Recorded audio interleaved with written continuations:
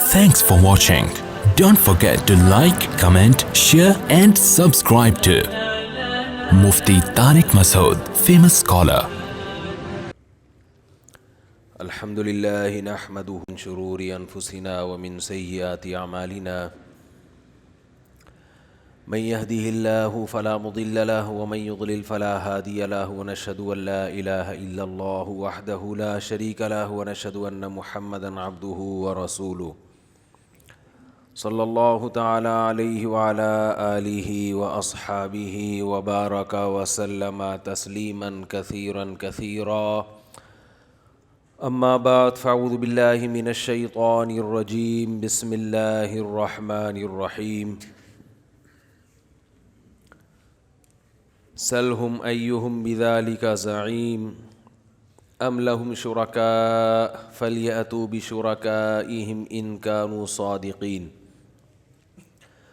سورہ قلم کی یہ آیات ہیں، کئی ہفتوں سے اس سے پچھلی آیات پر بیان چل رہا ہے، وہ میں نے اس دفعہ احتیاطاً تلاوت کی نہیں ہے، پھر وہی دوبارہ وہی بیان ہو جاتا، تو اس لیے میں نے اگلی آیات تلاوت کی ہیں۔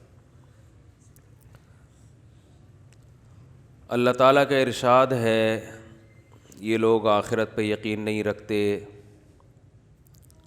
اس کا مطلب یہ ہوا کہ مرنے کے بعد سب برابر ہیں، تو پھر اچھا برا کچھ ہے ہوتا ہی نہیں ہے، پھر تو نہ اچھا اچھا ہے نہ برا برا ہے، یہ تو اللہ نہیں کر سکتے۔ اور پھر یہ کہ انسان یہ سمجھتا ہے جیسا میں آج ہوں اگر قیامت ہوئی تو کل بھی اچھی حالت ہی ہوگی، تو اللہ نے فرمایا یہ بھی غلط ہے، بغیر دلیل کے بات کرتے ہو۔ تو ایک فالٹ مشرکین میں یہ بھی تھا جو آج بھی ہے، کچھ تو آخرت کو مانتے ہی نہیں تھے، ان کا بھی تذکرہ ہو گیا، کچھ مانتے تھے مگر خوش فہمیوں میں مبتلا تھے، یہاں بھی اچھے تو وہاں بھی اچھے، اور کچھ لوگ ایسے تھے جن میں ایک الگ قسم کا فالٹ تھا، وہ یہ تھا کہ ہمارے چونکہ تعلقات اچھے لوگوں کے ساتھ ہیں اور ہم بزرگوں کی مورتیاں بنا کر ان کے سامنے جھکتے ہیں، انہیں عزت دیتے ہیں، تو یہ قیامت کے دن ہمیں بخشوا دیں گے۔ تو اس لیے قرآن نے کہا ام لکم شرکاء، کیا تمہارے کوئی شریک ہیں جو تم نے اللہ کے ساتھ ٹھہرا رکھے ہیں، فلیأتوا بشرکائہم ان کانوا صادقین، لے آؤ ان کو ہمارے سامنے، لے آؤ ابھی لے آؤ نا۔ اس کی مثال بالکل ایسے ہے جیسے ایس ایچ او صاحب کا حکم آیا وارنٹ کا، یا بلکہ رینجرز والے پکڑ لیتے ہیں نا، اکثر راستے میں گاڑی روکتے ہیں، کاغذ دکھاؤ، آپ کہتے ہو جی میرے تعلقات ہیں، تو رینجرز والوں کو غصہ آتا ہے نا، کہتے ہیں لے آ بھائی کون ہے ذرا بتا، ہمیں بھی نمبر دے، ہم سے بھی بڑا ہے کوئی۔ ڈی ایس پی صاحب نے آپ کو وارنٹ بھیجے گرفتاری کے، آپ کہہ رہے ہو جی میرے بھی پولیس میں بڑے تعلقات ہیں، تو اس کو غصہ آئے گا نا کہ بھائی میں تجھے تھانے میں بلا رہا ہوں اور تو کیا کہہ رہے میرے تعلقات ہیں، تو وہ فوراً دھمکی کیا دے گا، لے آ بھائی کون ہے بھائی، ہمیں بھی تو پتہ چلے۔ تو وہاں تو ممکن ہے ایس ایچ او نے بلایا، آپ ڈی ایس پی کو فون ملا دیا آپ نے، وہاں پاسبل ہے، بعض دفعہ وہ دھمکی گلے بھی پڑ جاتی ہے، لیکن اللہ کے سامنے کسی کو لانا ممکن نہیں ہے، جس کی اللہ پر چلے، جس کی کس پر چلے، اللہ پہ، کیا آپ اس کو لے آئیں اور کہیں اللہ یہ میری مجھے بخشوا دے گا؟ تو اللہ نے فرمایا فلیأتوا بشرکائہم، لاؤ نا ہمیں بتاؤ تو صحیح کون ہے جو ہمارے مقابلے میں ہے، ہم بخشنا نہ چاہیں اور وہ کیا کر دے، بخشوا دے۔ تو یہ خوب سمجھ لیں، دنیا میں کسی کافر کا آج تک یہ عقیدہ نہیں ہے کہ اللہ پہ سے بھی بڑا کوئی خدا ہے جو اللہ پہ زبردستی کر کے بخشوا دے گا، ایسا نہیں تھا، بلکہ ان کا یہ عقیدہ تھا کہ کچھ لوگوں نے اللہ کی عبادت کی، اللہ کے محبوب بندے، اللہ کے فرما بردار بندے ہیں، تو اللہ ان کی بات رد کر ہی نہیں سکتا، یہ اللہ نے گویا اپنے اوپر لازم کر دیا ہے۔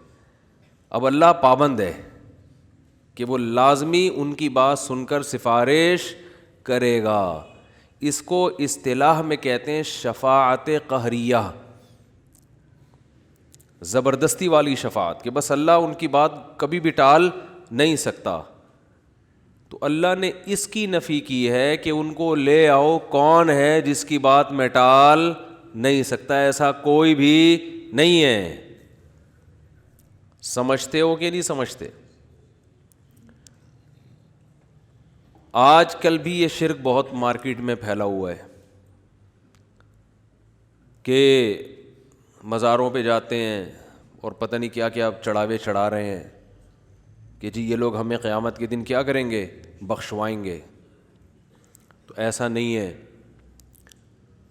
ہاں یہ ضرور ہے کہ نیک لوگ اللہ سے شفاعت کریں گے, دعا کریں گے, اور دعا میں جیسے دنیا میں اللہ کو یہ حق ہے کہ چاہے تو قبول کر دے اور چاہے تو مسترد کر دے, تو یہ قیامت میں بھی ہوگا کہ نیک لوگ اللہ سے گزارش کریں گے, دعا مانگیں گے کہ اللہ فلاں کے حق میں ہماری شفاعت کو قبول کر لے. اللہ کی مرضی کرے یا نہ کرے, اس کی مرضی ہے. رہا یہ مسئلہ کہ کوئی اس بارے میں اللہ کا اصول ہے, ضابطہ ہے کہ وہ کس کی سفارش قبول کر سکتا ہے, کس کی نہیں کرے گا, تو اس کا اللہ نے ایک ضابطہ بنایا ہے, اور وہ قرآن میں اور حدیث میں نبی صلی اللہ علیہ وسلم کی زبان سے وہ ضابطے کو جاری بھی فرمایا ہے. پہلا ضابطہ اللہ نے یہ بیان کیا کہ غیر مسلم کی شفاعت قبول نہیں ہوگی, کچھ بھی ہو جائے, چاہے ان کا بیٹا پیغمبر ہی کیوں نہ ہو.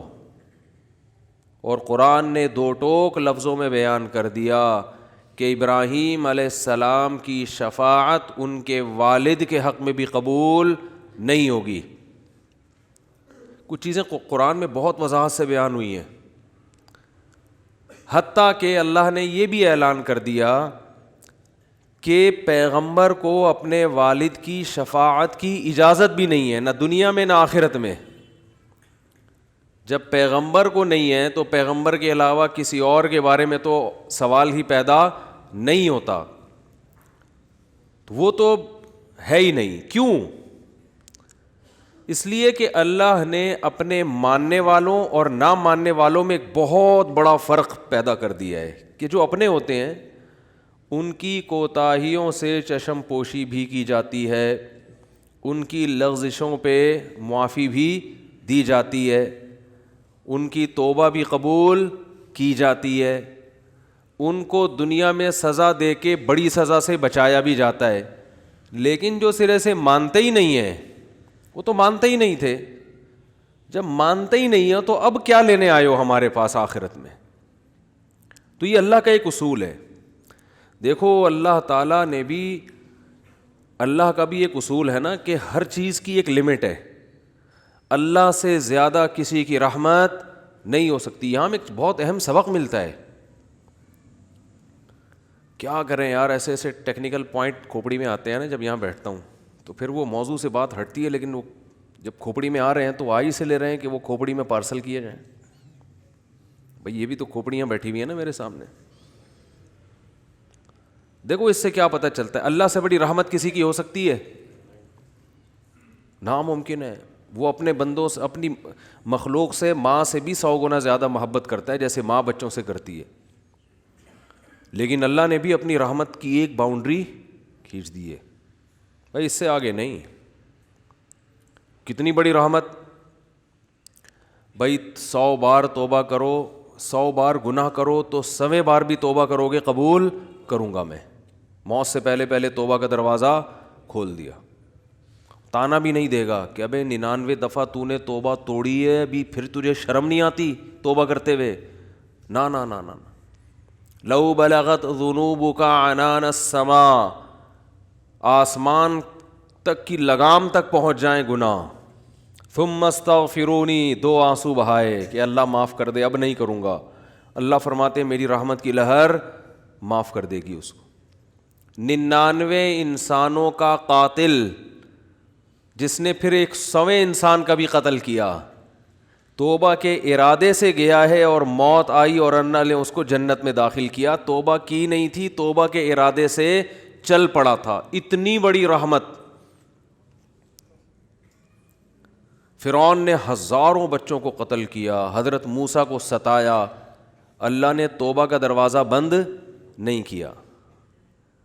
لیکن یہاں بھی ایک لمٹ ہے کہ اگر موت اپنی آنکھوں سے دیکھ لی, موت کا غرغرہ آ گیا, اب ایڑیاں بھی رگڑو گے تو توبہ قبول نہیں ہوگی, یا کفر پر ہو تو پھر جتنی بھی نیکیاں کر لو. اللہ کے ساتھ شریک کرتے تھے کسی کو, پیغمبروں پر, اللہ کے پیغمبروں کا انکار کرتے تھے جبکہ پیغمبروں کے برحق ہونے کی دلیل بھی پہنچی تمہارے پاس. ایک شخص ہے نا جس کو پیغمبروں کا پتہ ہی نہیں ہے, وہ تو معذور ہے, دلیل بھی پہنچی, اس کے باوجود ان کا انکار کیا. تو بھائی پھر کچھ بھی نیکی, کتنی بھی نیکیاں کر لو, آخرت میں اللہ کے ہاں اس کا کوئی اجر نہیں ہے, اور اللہ کو ایسے لوگوں پہ ترس نہیں آئے گا. تو ایک لمٹ ہو گئی نا رحمت کی, بھئی یہاں تک ہے, اس سے آگے نہیں ہے. تو جب اللہ جو سب سے زیادہ ارحم الراحمین ہے بھائی, اس کی بھی رحمت کی ایک لمٹ ہے. ہاں وہ الگ بات ہے کہ جب کرتا ہے تو لامحدود رحمتیں کرتا ہے, لیکن لمٹ اس لحاظ سے کہ کس پہ کرنا ہے اور کس پہ نہیں کرنا. تو ہم اتنے فنڈر کیوں بنتے ہیں کہ اتنی لچک پیدا کر لیں اپنے اندر کہ آپ کے ساتھ جو مرضی جو بھی کرتا رہے اور آپ کو غصہ ہی نہ آئے. ہے بھائی, آپ اتنے پولائٹ ہیں, آپ اتنے میٹھے ہیں کہ جو مرضی کر لو آپ کے ساتھ. آج اخلاق کا نا یہ بھی ایک عجیب سا, یہ دینداروں میں بہت زیادہ ایب نارملٹی ہے. معاملات میں آپ دیکھ لو, حقوق میں آپ دیکھ لو, جو بھی جو مرضی کرتا رہے, سامنے والے کو آواز اٹھانے کی اجازت ہے ہی نہیں. وہ آواز اٹھائے گا تو لوگ کہتے ہیں بد اخلاق ہے. کیا کہتے ہیں اس کو؟ بد اخلاق. جھگڑے تو چونکہ میاں بیوی کے زیادہ ہوتے ہیں نا, تو مثالیں میں ان کی اس لیے زیادہ دیتا ہوں کہ وہ سمجھ میں بھی آ جاتی ہیں, اور سمجھ میں اس لیے اور خود بھگت رہے ہوتے ہیں, تو اس لیے میں زیادہ تر اس کی مثالیں دیتا ہوں. کیسز آتے ہیں, شوہر نے بیوی کو مارا, ہاتھ اٹھایا, تو میرے پاس بہت آتے ہیں میاں بیوی کے کیسز نا, میاں بیوی دونوں آ جاتے ہیں, اس نے مارا, یوں کیا, اس نے ایسے کیا. تو میں پوچھتا ہوں کیوں مارا؟ تو وہ بعض خواتین یہ کہتی ہیں کہ مارا کیوں, ہاتھ کیوں اٹھایا؟ ہاتھ اٹھانا ہی غلط ہے. میں کہتا ہوں جب تک آپ ریزن نہیں بتاؤ گی کہ ہاتھ کیوں اٹھایا, میں کسی کو فیور بولو نہیں کروں گا. وجہ بھائی وجہ بتاؤ. وجہ اس کی یہ کہ بھائی ہو سکتا ہے آپ نے کوئی ایسا کام کیا ہو, ایسی بات کی ہو جو اتنی خطرناک ہو کہ اس پہ ہاتھ اٹھانا بنتا ہو. اتنی برداشت کسی کو ہم مکلف بنائیں کہ جو مرضی کرتے رہو, اس نے ہاتھ نہیں اٹھانا ہے کسی قیمت پہ, یہ جا کے کسی اور کے پاس جا کے کیس لے کر جاؤ. بھائی یہ کیس ہمارے پاس نہیں لے کر آؤ. ہم ایسے پاگل تھوڑی بیٹھے ہوئے ہیں یہاں پہ کہ جو مرضی جو بھی کرتا رہے. عورت جو بھی شوہر کے ماں باپ کو گالیاں دے رہی ہے فار ایگزامپل, اور وہ یہ توقع رکھے کہ مرد ہاتھ نہیں اٹھائے گا, اتنا پولائٹ نہ اسلام ہے نہ غیرت ہے. ٹھیک ہے نا, ایسے اخلاق کی ترغیب نہ اسلام دیتا ہے اور نہ غیرت, اور نہ یہ پریکٹیکل لائف میں ممکن ہے. اسی طرح معاملہ الٹا بھی ہوتا ہے. بعض دفعہ معاملہ کیا ہوتا ہے, بولو نا, الٹا بھی ہوتا ہے. شوہر کہتا ہے اس نے مجھے گالیاں دی ہیں, عورت نے, بیوی نے. میں کہتا ہوں کس بات پر دی ہیں؟ گالیاں دینا اچھا کام نہیں ہے, نہ مارنا اچھا کام ہے, لیکن گالی کس بات پہ دی ہے وہ بات بتاؤ. بھائی کہہ رہے نہیں, بیوی کون ہوتی ہے شوہر کو گالیاں دینے والی؟ میں نے کہا ہوتی ہے. ٹھیک ہے نا, بھائی ریزن بتاؤ یار. ہو سکتا ہے کہ آپ نے کام ایسا کیا ہو کہ 4 گالیاں اس نے دی ہیں, سن کے 8 گالیاں میں دے دوں آپ کو, اتنا غصہ آئے مجھے. تو یہ ہوتا ہے بھائی, ہو سکتا ہے. حضرت عمر رضی اللہ تعالیٰ عنہ کے پاس ایک شخص آیا نا کہ میرا بیٹا میری اطاعت نہیں کرتا. حضرت عمر نے بلا کہ پوچھا کیوں باپ کی نہیں مانتے؟ باپ کون, باپ سے بڑھ کر کون سا رشتہ ہے؟ تو اس نے بتایا میرے ابا نے یہ کیا, میرے ابا نے یہ کیا, میرے ابا نے یہ کیا. حضرت عمر نے پھر اس بیٹے کی سائڈ لی ہے کہ تو نے زندگی بھر اپنے بیٹے کا کوئی بھی حق ادا نہیں کیا, کچھ تو تیری بھی تو کچھ ذمہ داری ہے نا. تو ہر آدمی پیڑے کھانے کے لیے بیٹھا ہوا ہے.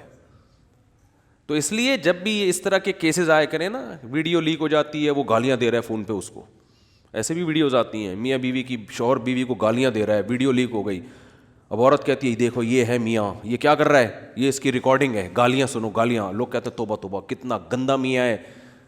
او بھائی گالیاں تو آ گئی آپ کے سامنے, جس بات پر گالیاں آئی ہیں وہ بات آپ کے سامنے نہیں ہے.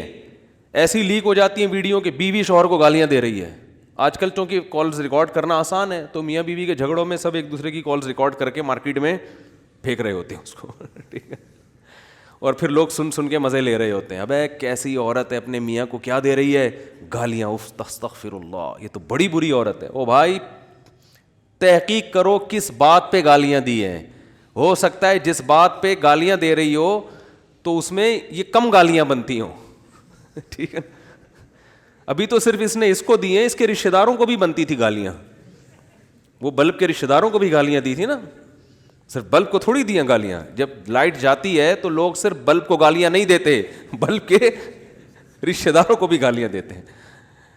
تو دینی نہیں چاہیے گالیاں, میں بار بار کہہ رہا ہوں, لیکن بات ہے نا کہ گالیاں دینا جہاں برا ہے تو ایسا کام بھی تو برا ہے نا جس پہ اتنی گالیاں سننے کو مل رہی ہیں. ایک خاتون کے داماد نے اس کی بیٹی پہ ہاتھ اٹھایا, غلط کام ہے, میں ہاتھ اٹھانے کو پروموٹ نہیں کرتا, کہیں آپ یہ سمجھیں کہ شوہروں کو چاہیے بیویوں کو ماریں, ایسا نہیں ہے. لیکن عورت تھی سمجھدار, بیٹی نے گھر آ کے بتایا میرے میاں نے ہاتھ اٹھایا ہے. آج کل تو عورتیں اور گھر مائیں تباہ کر دیتی ہیں. تو ماں نے کہا بیٹا دیکھ شوہر نے ہاتھ اگر اٹھایا ہے نا تو کوئی تو بات ہوئی ہوگی. فوراً کیا کرتے ہیں, فون گھما کے داماد کو گالیاں دینا شروع کر دیتے ہیں. یہی ہوتا ہے نا آج کل مارکیٹ میں, اٹھا گیا تو نے ہاتھ کیسے اٹھایا, ہوتا کون ہے تو, پہلے تحقیق کر لو بھائی بولا کیا ہے اس نے. ہاں کوئی ایسی بات نہیں ہے, اس کو بولو بھائی کیوں, یہ تو کوئی ایسی بات نہیں ہے جس پہ ہاتھ اٹھایا جائے, اور اگر غلط بھی ہے تو اتنی غلط تھوڑی ہے کہ ہاتھ اٹھایا جائے. تو بس جذباتیت کا شکار ہیں, افراط و تفریط ہے, پولائٹ بننے کے چکر میں سارا بیڑا غرق ہو رہا ہے, صحیح ہے نا. یہ اسلام کے اخلاق نہیں ہے. ہر چیز بیلنس ہے اسلام میں, ہر چیز.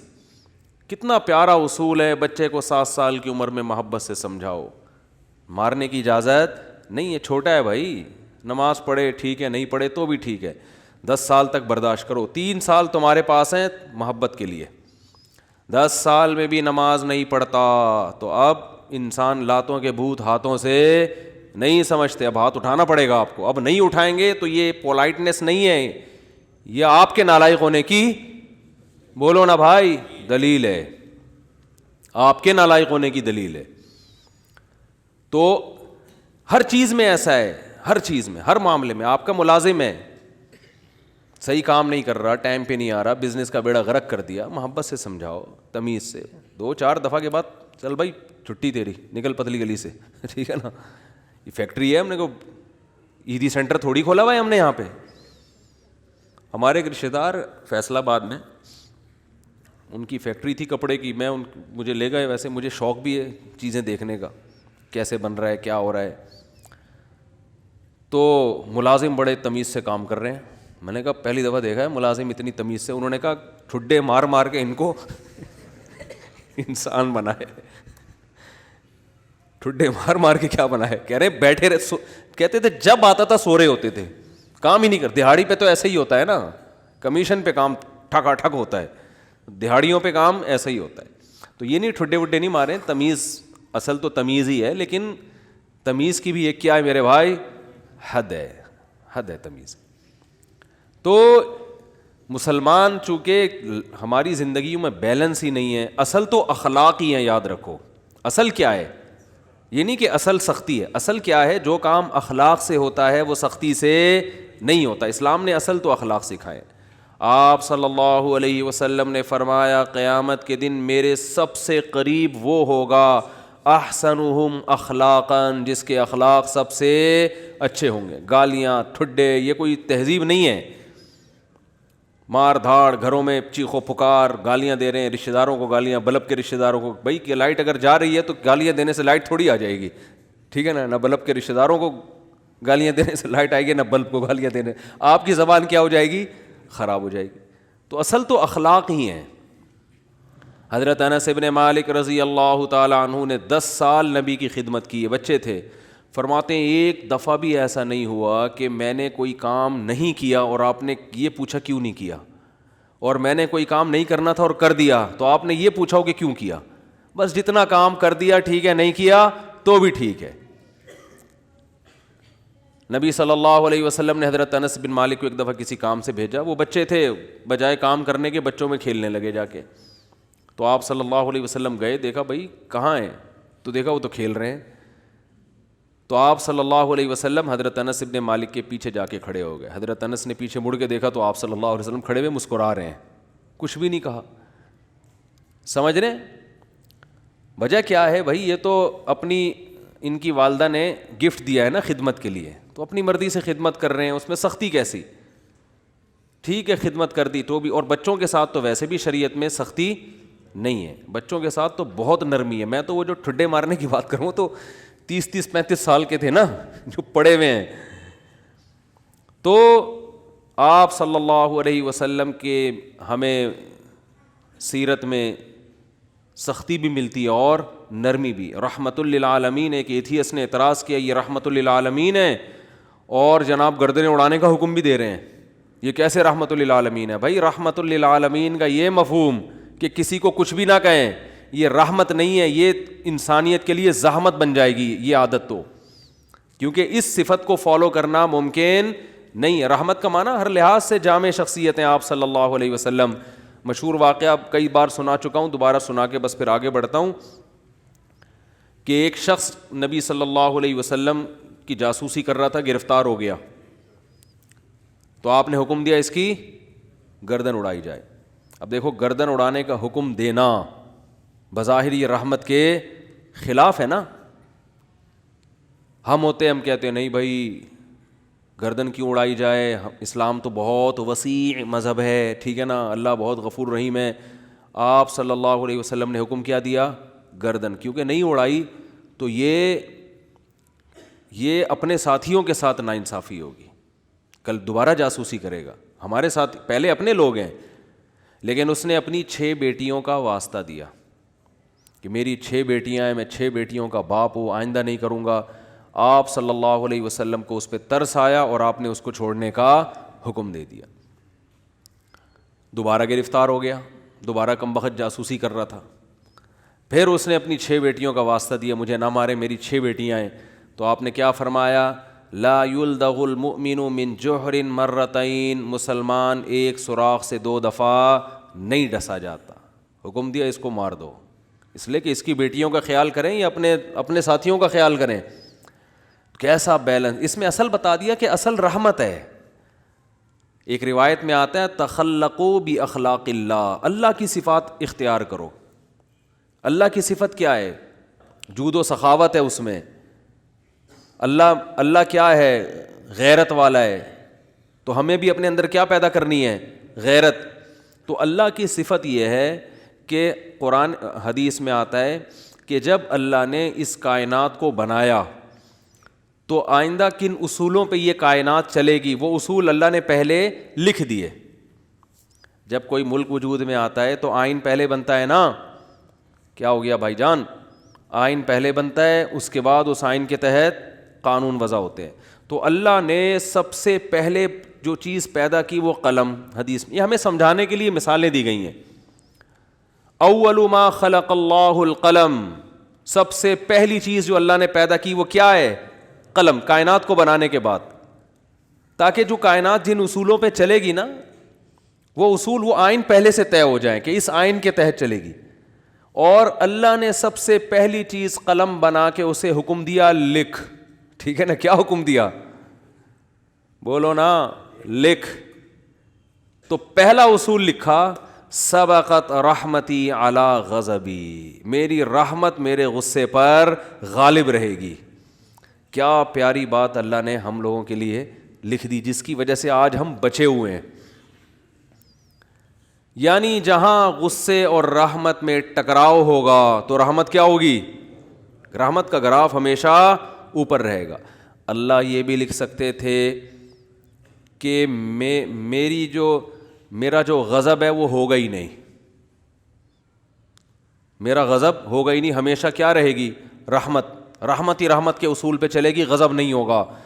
تو پھر لوگ پیغمبروں کی نہیں مانتے. قوم عاد، قوم سمود تباہ نہ ہوتی، قوم لوط تباہ نہ ہوتی، فرعون سمندر میں غرق نہ ہوتا پانی میں اور آگ میں نہ جلتا اور جہنم نہ ہوتی. تو اللہ نے یہ نہیں لکھا کہ میرا غضب ہوگا ہی نہیں، بلکہ اللہ نے لکھا کہ غضب بھی ہوگا، رحمت بھی.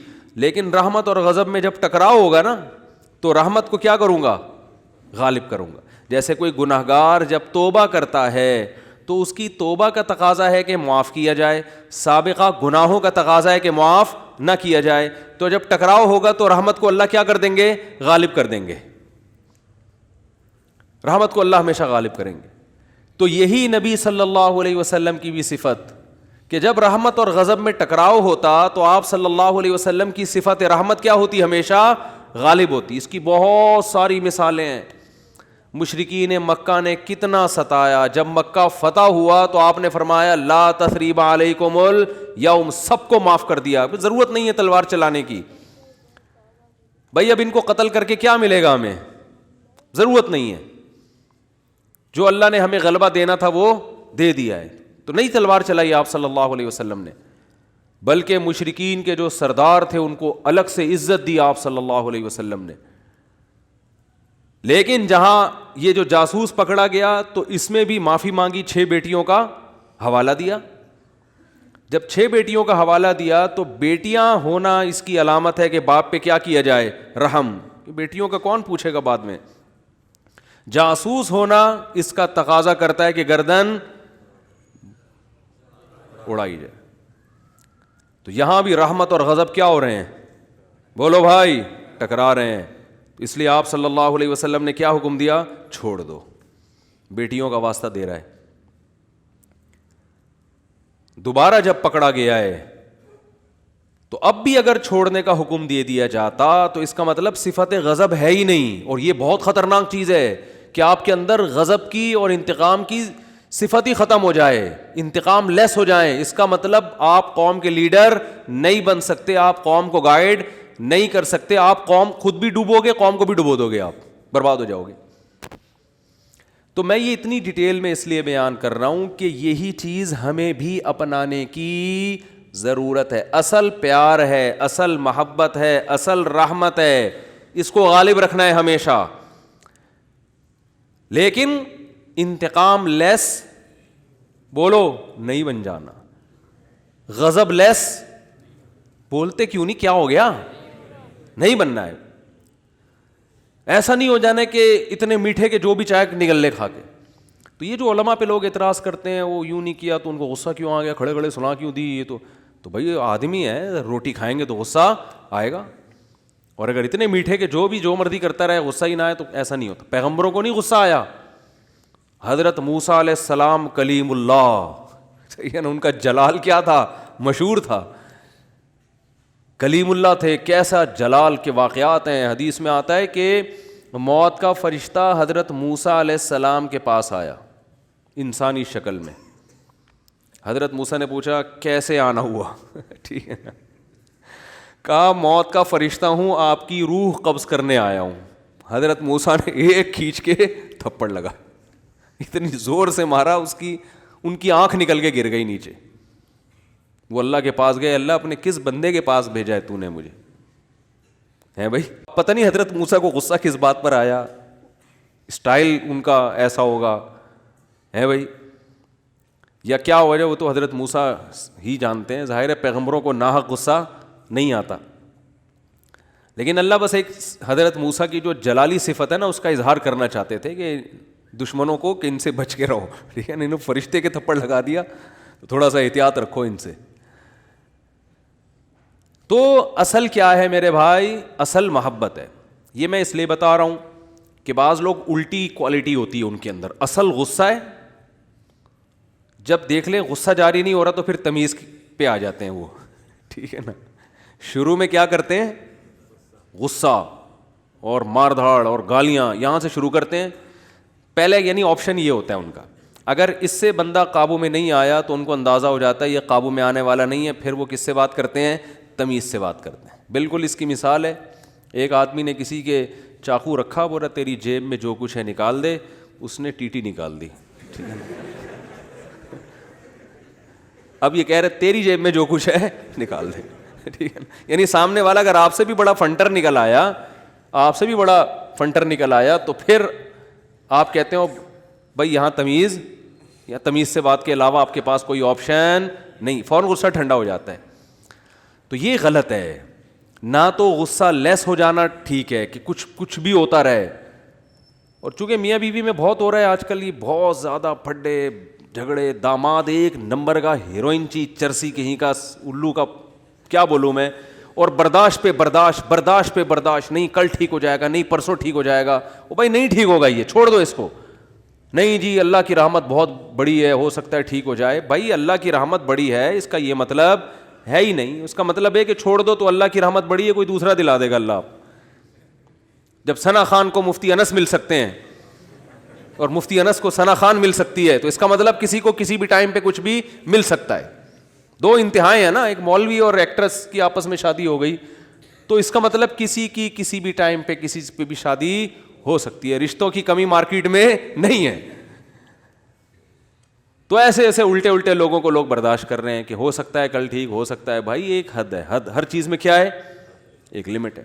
اولاد بگڑی ہوئی ہوتی ہے، میں والدین کو کہتا ہوں بھائی اپنے بیٹے کو ایک حد تک تربیت کرو، نہیں آ رہا نا قابو میں، نکلو. بولو پتلی گری سے سامان گھر سے اٹھا کے کیا کرو، نکلو. زیادہ نہیں بدماشی ہے، تیرے باپ کا گھر ہے، تیرا گھر نہیں ہے. ہاں سارے 100% درست نہیں ہوتی اولادیں، کچھ تو باپ کو بھی برداشت کرنا پڑتا ہے اولاد کی خاطر، لیکن وہ بھی ایک حد ہے نا، حد سے زیادہ تھوڑی ہوتا ہے، حد سے زیادہ نہیں ہوتی کوئی بھی چیز. پھر اس میں ایک اصول یہ بھی ہے کہ یہ دیکھا جائے گا بڑا نقصان کس میں. لوگ کہتے ہیں اگر تعلق ختم کیا تو یہ ہو جائے گا، یہ ہو جائے گا. بھائی تعلق ختم کیا تو یہ ہو جائے گا، نہیں کیا تو یہ ہو جائے گا. تو دونوں میں پلس مائنس کیا کرو کہ زیادہ نقصان کس میں. ہمیشہ اس اصول پہ زندگی گزرتی ہے. یاد رکھو دنیا میں سارے فائدے کی چیزیں کبھی بھی حاصل نہیں ہوتی، ہر کام کے کچھ سائیڈ افیکٹ ہوتے ہیں.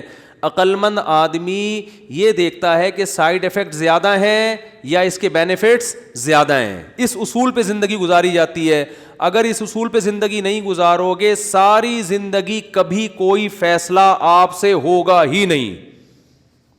سمجھ رہے ہو کہ نہیں سمجھ رہے؟ ساری زندگی کنفیوز رہو گے اور کبھی کوئی فیصلہ آپ سے ہوگا ہی نہیں.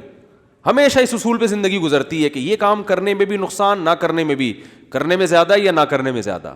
اس کو پلس مائنس کر کے فوراً رپورٹ مارکیٹ میں لایا کرو. ٹھیک ہے نا، اور رپورٹ خود تیار کرو، کرنا ہے بھائی کہ یہ سائیڈ افیکٹ ہیں اس کے، تو یہ برداشت کریں گے. جیسے اینٹی بایوٹک ہے، کچھ سائیڈ افیکٹ ہوتے ہیں، اب ہوتے ہیں تو ہوتے رہیں. کیا خیال ہے؟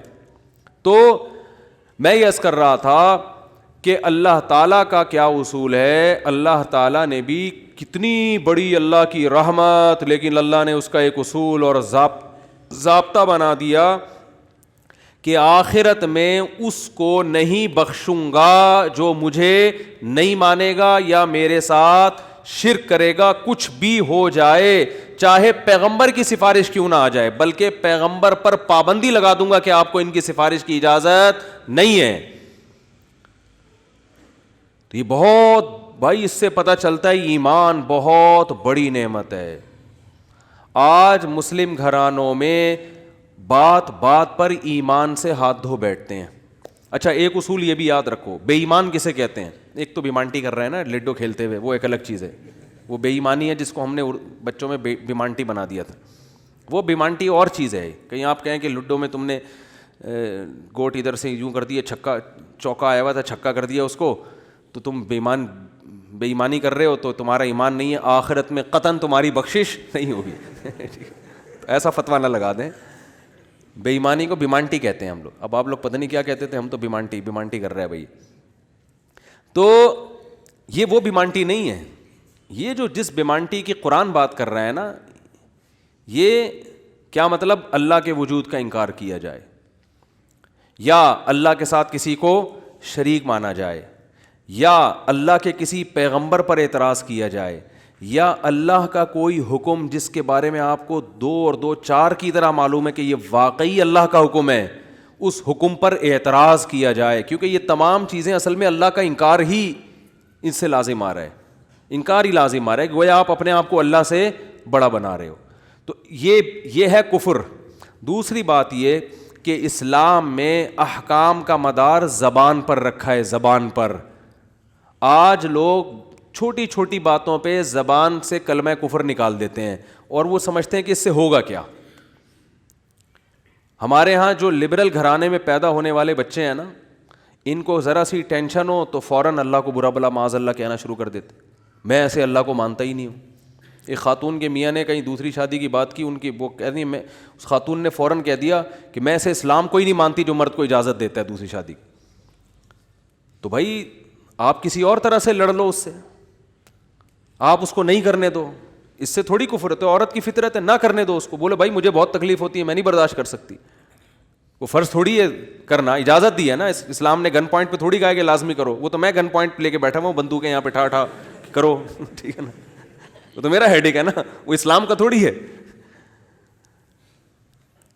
تو بھائی یہ کہہ لو کہ نہیں کرو, مجھے تکلیف ہوتی ہے, جھوٹی موٹی کی بے ہوش ہو جاؤ, جھوٹی موٹی کی خودکشی کی دھمکیاں دے دو, ہاتھ پاؤں یوں کر لو اپنے تھوڑے سے, یوں عجیب سے کر لو, یہ ہوتا ہے سارے, یہ سب چل رہا ہوتا ہے مارکیٹ میں. کچھ بھی کر لو, اس سے آپ کافر نہیں ہوگی, کیونکہ عورت کو سوگن کی تکلیف ہونا نیچرل ہے. وہ نہیں چاہتی میرا میاں کسی اور کا ہو جائے, پھر اس میں خطرات بھی ہوتے ہیں, پتہ نہیں برابری کرے گا نہیں کرے گا. تو یہ رائٹ ہے. عورت, صحابیات کو بھی تکلیف ہوتی تھی. حضرت ابراہیم علیہ السلام نے جب دوسری شادی کی ہے تو آپ کی زوجہ کو, پہلی زوجہ کتنی نیک تھی مگر ان کو بھی تکلیف ہوئی تھی. تو یہ تو نیچرل ہے. لیکن آپ اللہ پر آ جاؤ, اگر اللہ پہ اعتراضات شروع کر دو, اسلام پہ اعتراضات شروع کر دو, تو بھائی یہ اللہ سے آگے نکلنے کی کوشش ہو رہی ہے. پھر یہ کیا ہو رہا ہے, پھر اللہ نہیں بخش. دوسری تیسری شادی تو بہت دوسرا مسئلہ ہے. اللہ کہے گا تم نے مجھ پہ کیسے انگلی اٹھا دی ہے, مجھے کیسے غلط کہہ دیا. اور یہ آج کل بہت ہو رہا ہے, بات بات پہ کفر زبان سے نکال دیتے ہیں, غموں میں حوصلے چھوڑ دیتے ہیں. لوگ آ کے ملتے ہیں, یہ میرے ساتھ ٹینشن, یہ میرے ساتھ مسئلہ, یہ میرے ساتھ مسئلہ, پتہ نہیں اللہ کہاں ہے. ایک آدمی کے بچے کا انتقال ہوا, کہہ رہا یار اللہ کو میرا ہی بچہ مارنا تھا. بھائی تم کس کے مقابلے میں آ کے کھڑے ہو رہے ہو, خدا سے مقابلہ کر رہے ہو تم. تو یاد رکھو اللہ کی جو صفت ہے نا وہ ہے کبریائی, استغنا. اس سے لڑ کے, اسے برا بلا کہہ کے, اس کے خزانوں سے ایک تنکا بھی نہیں لیا جا سکتا. وہ آپ کے ان جذبات سے متاثر نہیں ہوتا. اگر آپ یہ سمجھو گے کہ میں یوں کروں گا, دیکھو باپ کے سامنے تڑیاں بعض دفعہ چل جاتی ہیں, باپ کے سامنے بعض دفعہ تڑیاں, میں ابا کو مانتا ہی نہیں جو مجھے جائیداد سے جو ہے نا آگ کر دیں اور مجھے گاڑی نہ لے کے دیں. ابا ہو سکتا ہے متاثر ہو کے بولیں بھائی چل یار یہ گاڑی تیرے نام کر دی, میں نے یہ پلاٹ تیرے نام کر دیا, میرا بیٹا تو مجھے ماننے سے انکار کر رہا ہے.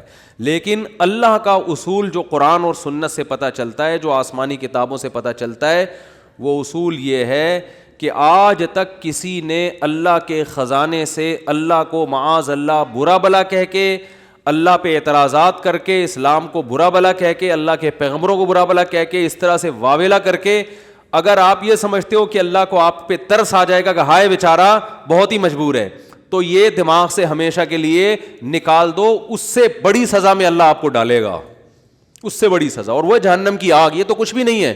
تبھی تو خودکشی کرنے والے پر اللہ کو ترس نہیں آتا.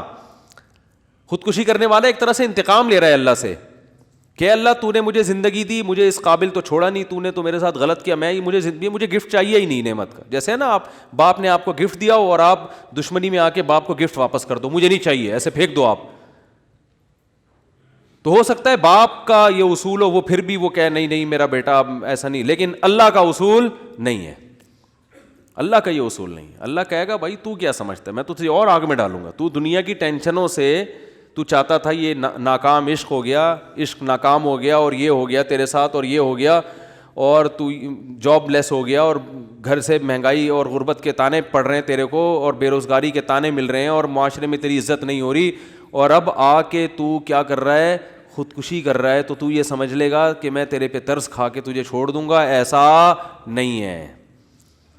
نبی صلی اللہ علیہ وسلم نے فرمایا جس نے خودکشی کی, جس طرح سے اپنے آپ کو ہلاک کیا ہے نا, تو قیامت تک برزخ کی زندگی میں اسی طرح سے اپنے آپ کو ہلاک کر کے مارتا رہے گا. اللہ کہے گا یہ زہر پی کے مرا تھا نا, زندگی دے گا اللہ برزخ میں اور کہے گا یہ زہر کی بوتل پی دوبارہ, اور اسی طرح تیری آنتیں کٹیں گی. جس طرح اپنے آپ کو مارا ہوگا برزخ میں قیامت تک اسی طرح اپنے آپ کو مارتا رہے گا وہ. یہ بہت بڑی غلط فہمی ہے کہ ہم واویلا کر کے اللہ کو اپنی طرف متوجہ کر سکتے ہیں, ہم زبردستی کر کے اللہ کو اپنی طرف مائل کر سکتے ہیں. ایسا بالکل بھی نہیں ہے. بعض لوگ غموں سے پریشان ہو کے گناہ کرنا شروع کر دیتے ہیں, سمجھتے ہیں کہ یار میرا تو حق بنتا ہے, میں تو سٹا لگاؤں گا, میں تو ٹینشن میں آیا ہوا ہوں, میں تو شراب پیوں گا, میرے ساتھ یہ ہو رہا ہے تو میرا تو بھائی آپ پیو گے تو یہ نہ سمجھو کہ اللہ آپ سے خوش ہو جائے گا کہ جی آپ کو ایک غم آیا تھا, اس غم میں آپ نے چونکہ شراب شروع کی ہے ٹینشن ختم کرنے کے لیے, تو اب اللہ کو ترس آئے گا, نہیں اس پہ شراب کیا ہو گئی ہے, معاف ہو گئی ہے, یہ بیچارہ اس کا کیا بنتا تھا, رائٹ بنتا تھا, اس کو تکلیفیں اتنی دی ہیں. ایسا نہیں ہوگا بھائی, اس خوش فہمی میں مبتلا مت ہونا. یہ اصول ہے, اللہ کا قانون ہے, یہ قرآن سے پتہ چلتا ہے, حدیث سے پتہ چلتا ہے. اللہ کو جھکنے والا بندہ پسند ہے. جو اللہ بنانا چاہتے ہیں نا اپنی مخلوق کو, وہ کیا بنانا چاہتے ہیں, میں تمہارے ساتھ اچھا سلوک کروں برا سلوک کروں, تم بندے ہو, بندے بن کے رہو, ٹھیک ہے نا, کیا رہو, تم نے بس دعا ہی مانگنی ہے, اللہ یہ سب میرے ساتھ جو ہو رہا ہے یہ ٹھیک کر دے, میں ٹھیک کروں نہ کروں, تم نے ساری عمر کیا کرنا ہے, بس یہی مانگنا ہے کہ اللہ ٹھیک کر دے, اللہ محتاج ہے, اللہ یہ بھی ٹھیک ہو جائے, اللہ یہ بھی ٹھیک ہو جائے, اللہ بے روزگار ہوں روزگار دلا دے, میری مرضی روزگار دوں یا نہیں دوں, نہیں بھی دوں تم نے یہی کہنا ہے اللہ دلا دے. ساری زندگی اسی دعا میں گزارنی ہے تم نے, چاہے میں تمہاری دعا قبول کروں چاہے تمہاری دعا قبول نہ کروں, کیونکہ تم بندے ہو, میں خدا ہوں, خدا تم تھوڑی ہو, تمہاری تھوڑی چلے گی زمین پہ. بہت سے لوگ یہ فالٹ ہے, دعائیں نہیں قبول ہو رہی, تبھی تو وظیفوں کی طرف جاتے ہیں. اولاد نہیں ہو رہی, کوئی وظیفہ بتا دے, او بھائی دعا مانگ لے, اولاد کہہ رہا دعا تو مانگ کے دیکھ لیا ہے, وہ تو ہو ہی نہیں رہی, تو کوئی ٹیکنیکل طریقہ ہو اولاد کا, سے کیسے ہو جائے گی بھائی, ٹیکنیکل طریقے تو نہیں ہے. یونس علیہ السلام جب مچھلی کے پیٹ میں تھے, کتنا بڑا غم لگا نا آپ کو. یونس علیہ السلام مچھلی کے پیٹ میں, تو اللہ سے آپ نے دعا مانگی, وظیفہ نہیں پڑھا ہے. وظیفے پڑھنا بھی جائز ہے اگر کوئی قرآن و آیتیں ہیں تو کوئی گناہ نہیں ہے, لیکن جو اصل جو اسلام کی روح ہے وہ کیا ہے, دعا. تو یونس علیہ السلام نے مچھلی کے پیٹ میں دعا مانگی, لا الہ الا انت سبحانک. دیکھو حضرت یونس علیہ السلام, ہمارا جو مزاج ہے نا وہ کیا ہے, یونس علیہ السلام کئی سال اپنی قوم کو تبلیغ کرتے رہے ہیں, قوم باز بولو نہیں آئی. حضرت یونس کو یقین ہو گیا اس قوم پہ عذاب آنے والا ہے, تو آپ نے اللہ سے نہیں پوچھا, اس لیے کہ آپ کا خیال تھا بھئی یہ عذاب تو آئے گا, تو میں اللہ کے خوف سے اب بستی کو پہلے چھوڑ دیتا ہوں. میں آپ سے یہ اجتہادی خطا ہوئی, یہ اجتہادی خطا ہوئی کہ بھئی اللہ کی پرمیشن کے بغیر آپ نے قوم کو کیوں چھوڑا. حالانکہ اس اجتہادی غلطی کے پیچھے جو اس کی بیس تھی وہ بیس بہت اچھی تھی, وہ اللہ کا خوف اور اللہ کی خشیت, اللہ کے عذاب سے بھاگنا یہ تو حکم ہے نا. فنٹر بننے کی تھوڑی اجازت ہے کہ جہاں عذاب آ رہا ہے تو کھڑے رہو وہاں دیکھو, ایسا تھوڑی ہے. قوم لوط پر جب عذاب آیا تو جو اہل ایمان تھے ان کو حکم تھا پیچھے مڑ کے بھی نہیں دیکھنا ہے, اس عذاب کو دیکھنے کی بھی اجازت نہیں, ڈرو اس سے بھاگو. جب قوم عاد قوم سمود کی بستیوں سے نبی گزرتے تھے تو چہرے پہ کپڑا ڈال کے جلدی اپنی رفتار بڑھاتے تھے, بھئی یہ اس عذاب کو اپنی آنکھوں سے بھی نہ دیکھو, خوف پیدا ہوتا ہے اس سے. تو اتنا زیادہ آپ صلی اللہ علیہ وسلم خوف زدہ ہوتے تھے. تو اللہ کے عذاب سے تو دور بھاگنے کا حکم ہے. تو اب یہاں کیا ہے کہ کیا بات چل رہی تھی یار, حضرت یونس علیہ الصلاۃ والسلام اللہ کے عذاب کے ڈر سے اپنی قوم کو چھوڑ کر نکل گئے. یہ بیس بالکل ٹھیک ہے بھئی, جب اللہ کا وعدہ بھی یہی ہے کہ جو قوم ایمان نہیں لے کر آئے گی تو میں اس کو تباہ کر دوں گا. تو حضرت یونس علیہ السلام کو خیال ہوا کہ بھئی یہاں سے نکل جاؤ. جب بیٹھے ہیں کشتی میں, کشتی ڈوبنے لگی تو ملا نے کہا بھئی وزن کشتی میں زیادہ ہے, ایک آدمی کو نیچے اترنا پڑے گا ورنہ سب ڈوب جائیں گے. کون اترے گا بھئی, قرآن اندازی ہونی چاہیے. قرآن اندازی میں نام کس کا آیا, یونس علیہ السلام. تو بتاؤ ہم ہوتے, ہم کہتے ساری زندگی تبلیغ کرتا رہا, اب جب عذاب آنے والا ہے تو اللہ کے خوف سے ہی نکلا میں, اس کا صلہ یہ مل رہا ہے کہ ڈوبنے والا کون ہے؟ بولو، میں ہی ہوں بھائی. مجھے تو زیادہ پروٹوکول، اللہ تعالیٰ کو 6 کشتیاں میرے لیے پہلے سے سمندر میں رکھنی چاہیے تھی نا. کیا ہو گیا؟ یہ ہماری سوچ تو یہی ہے کہ میں نے چونکہ فجر کی نماز پڑھی ہے تو میری دکان پہ کسٹمر 6 گنا زیادہ آنے چاہیے. پیسے سارے وہ کما رہے ہیں، نمازیں میں پڑھ رہا ہوں. اچھا، میرے پر لوگ اعتراض یہ بھی کرتے ہیں کہ احتیاط اس نے کی، اس کو کرونا ہو گیا. اس نے احتیاط نہیں کی، اس کو نہیں ہوا. یہ مفتی لوگوں کو الو بنا رہا ہے. تو بالکل یہی ہے کہ نماز میں پڑھ رہا ہوں، روٹی کس کو مل رہی ہے؟ اس کو مل رہی ہے. احتیاط میں کہہ رہا ہوں، وہ کرونا بھی مجھے ہی ہو رہا ہے. ٹھیک ہے نا، ٹھیک ہے نا. تو اب اللہ سے تھوڑی کوئی لڑ سکتا ہے بھائی. تو اللہ کی مرضی، جو اب احتیاط کے باوجود بھی کسی کو بیماری لگا دے، اور ایسے ہے گلے مل رہے ہیں اور روزانہ چھینک رہے ہیں ایک دوسرے کے منہ پہ، انہیں کچھ نہیں ہو رہا. وہ تو اب اللہ کی مرضی، اللہ سے تھوڑی کوئی لڑ سکتا ہے. لیکن ہم تو ظاہر کے مکلف ہیں نا، ہم تو اسباب کے مکلف ہیں. تو اس لیے حکم دیا جاتا ہے احتیاط کا. تو خیر، جب تک کرونا ختم نہیں ہوگا ہم بھی آپ کا پیچھا نہیں چھوڑیں گے. یہ ذہن میں رکھو آپ. تھوڑا تھوڑا جیسے 4 شادیاں آتی ہیں نا تڑکے میں، اس طرح یہ بھی آتا رہے گا اب تڑکے میں، کیونکہ لوگ نہیں کر رہے احتیاط تو کیا کریں. اچھا خیر، بات کہاں چل رہی تھی؟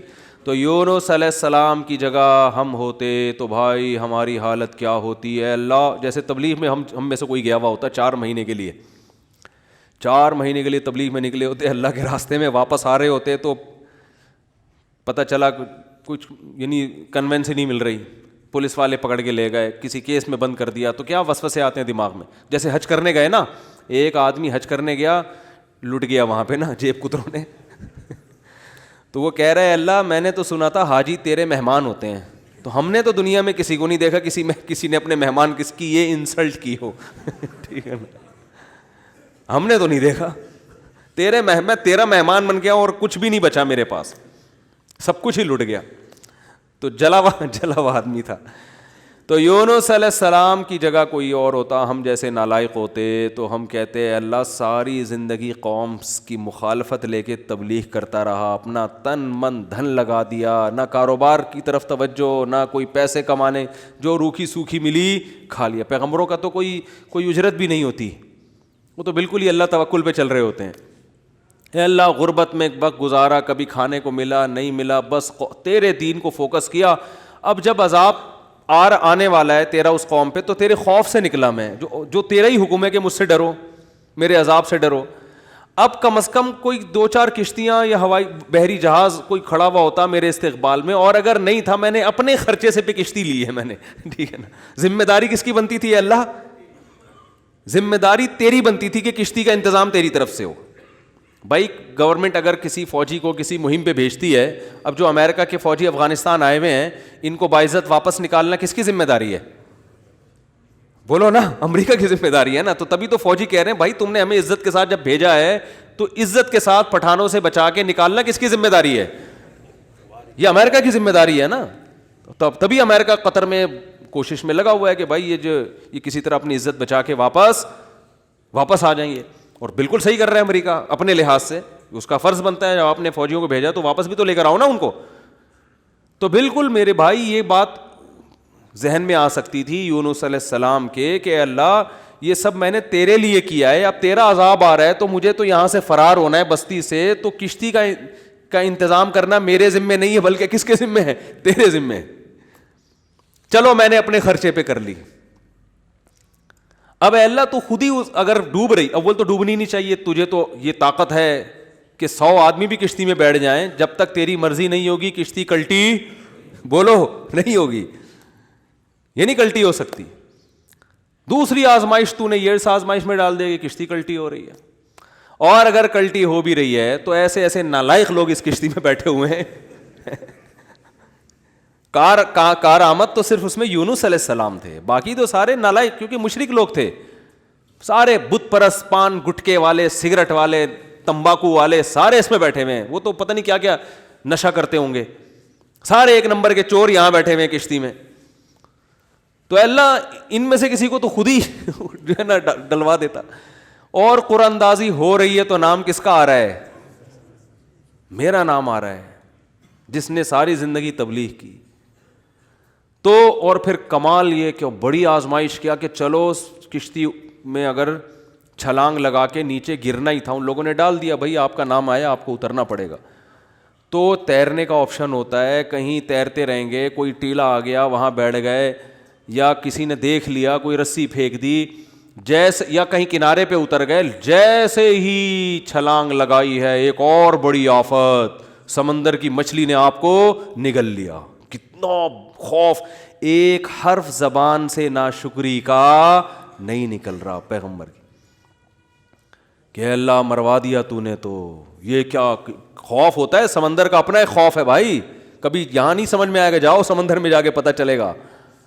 اور قرآن سے پتہ چلتا ہے رات کا وقت تھا, اندھیرا تھا, اندھیرے میں بہت, کیونکہ فنادا فی الظلمات, فی الظلمہ نہیں ہے کہ اندھیرے میں پکارا, اندھیروں میں پکارا. پتہ چلا کہ بہت سارے اندھیرے تھے, یعنی ایک مچھلی کے پیٹ کا اندھیرا, ایک سمندر کی تہ کا اندھیرا, اور ایک رات کا اندھیرا.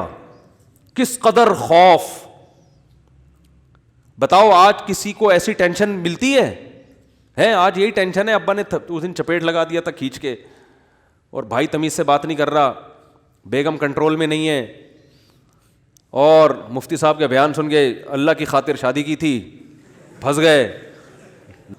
ایک آدمی میرے پاس آیا, کہنے لگا مفتی صاحب میری بیوی کی نہ شکل اچھی ہے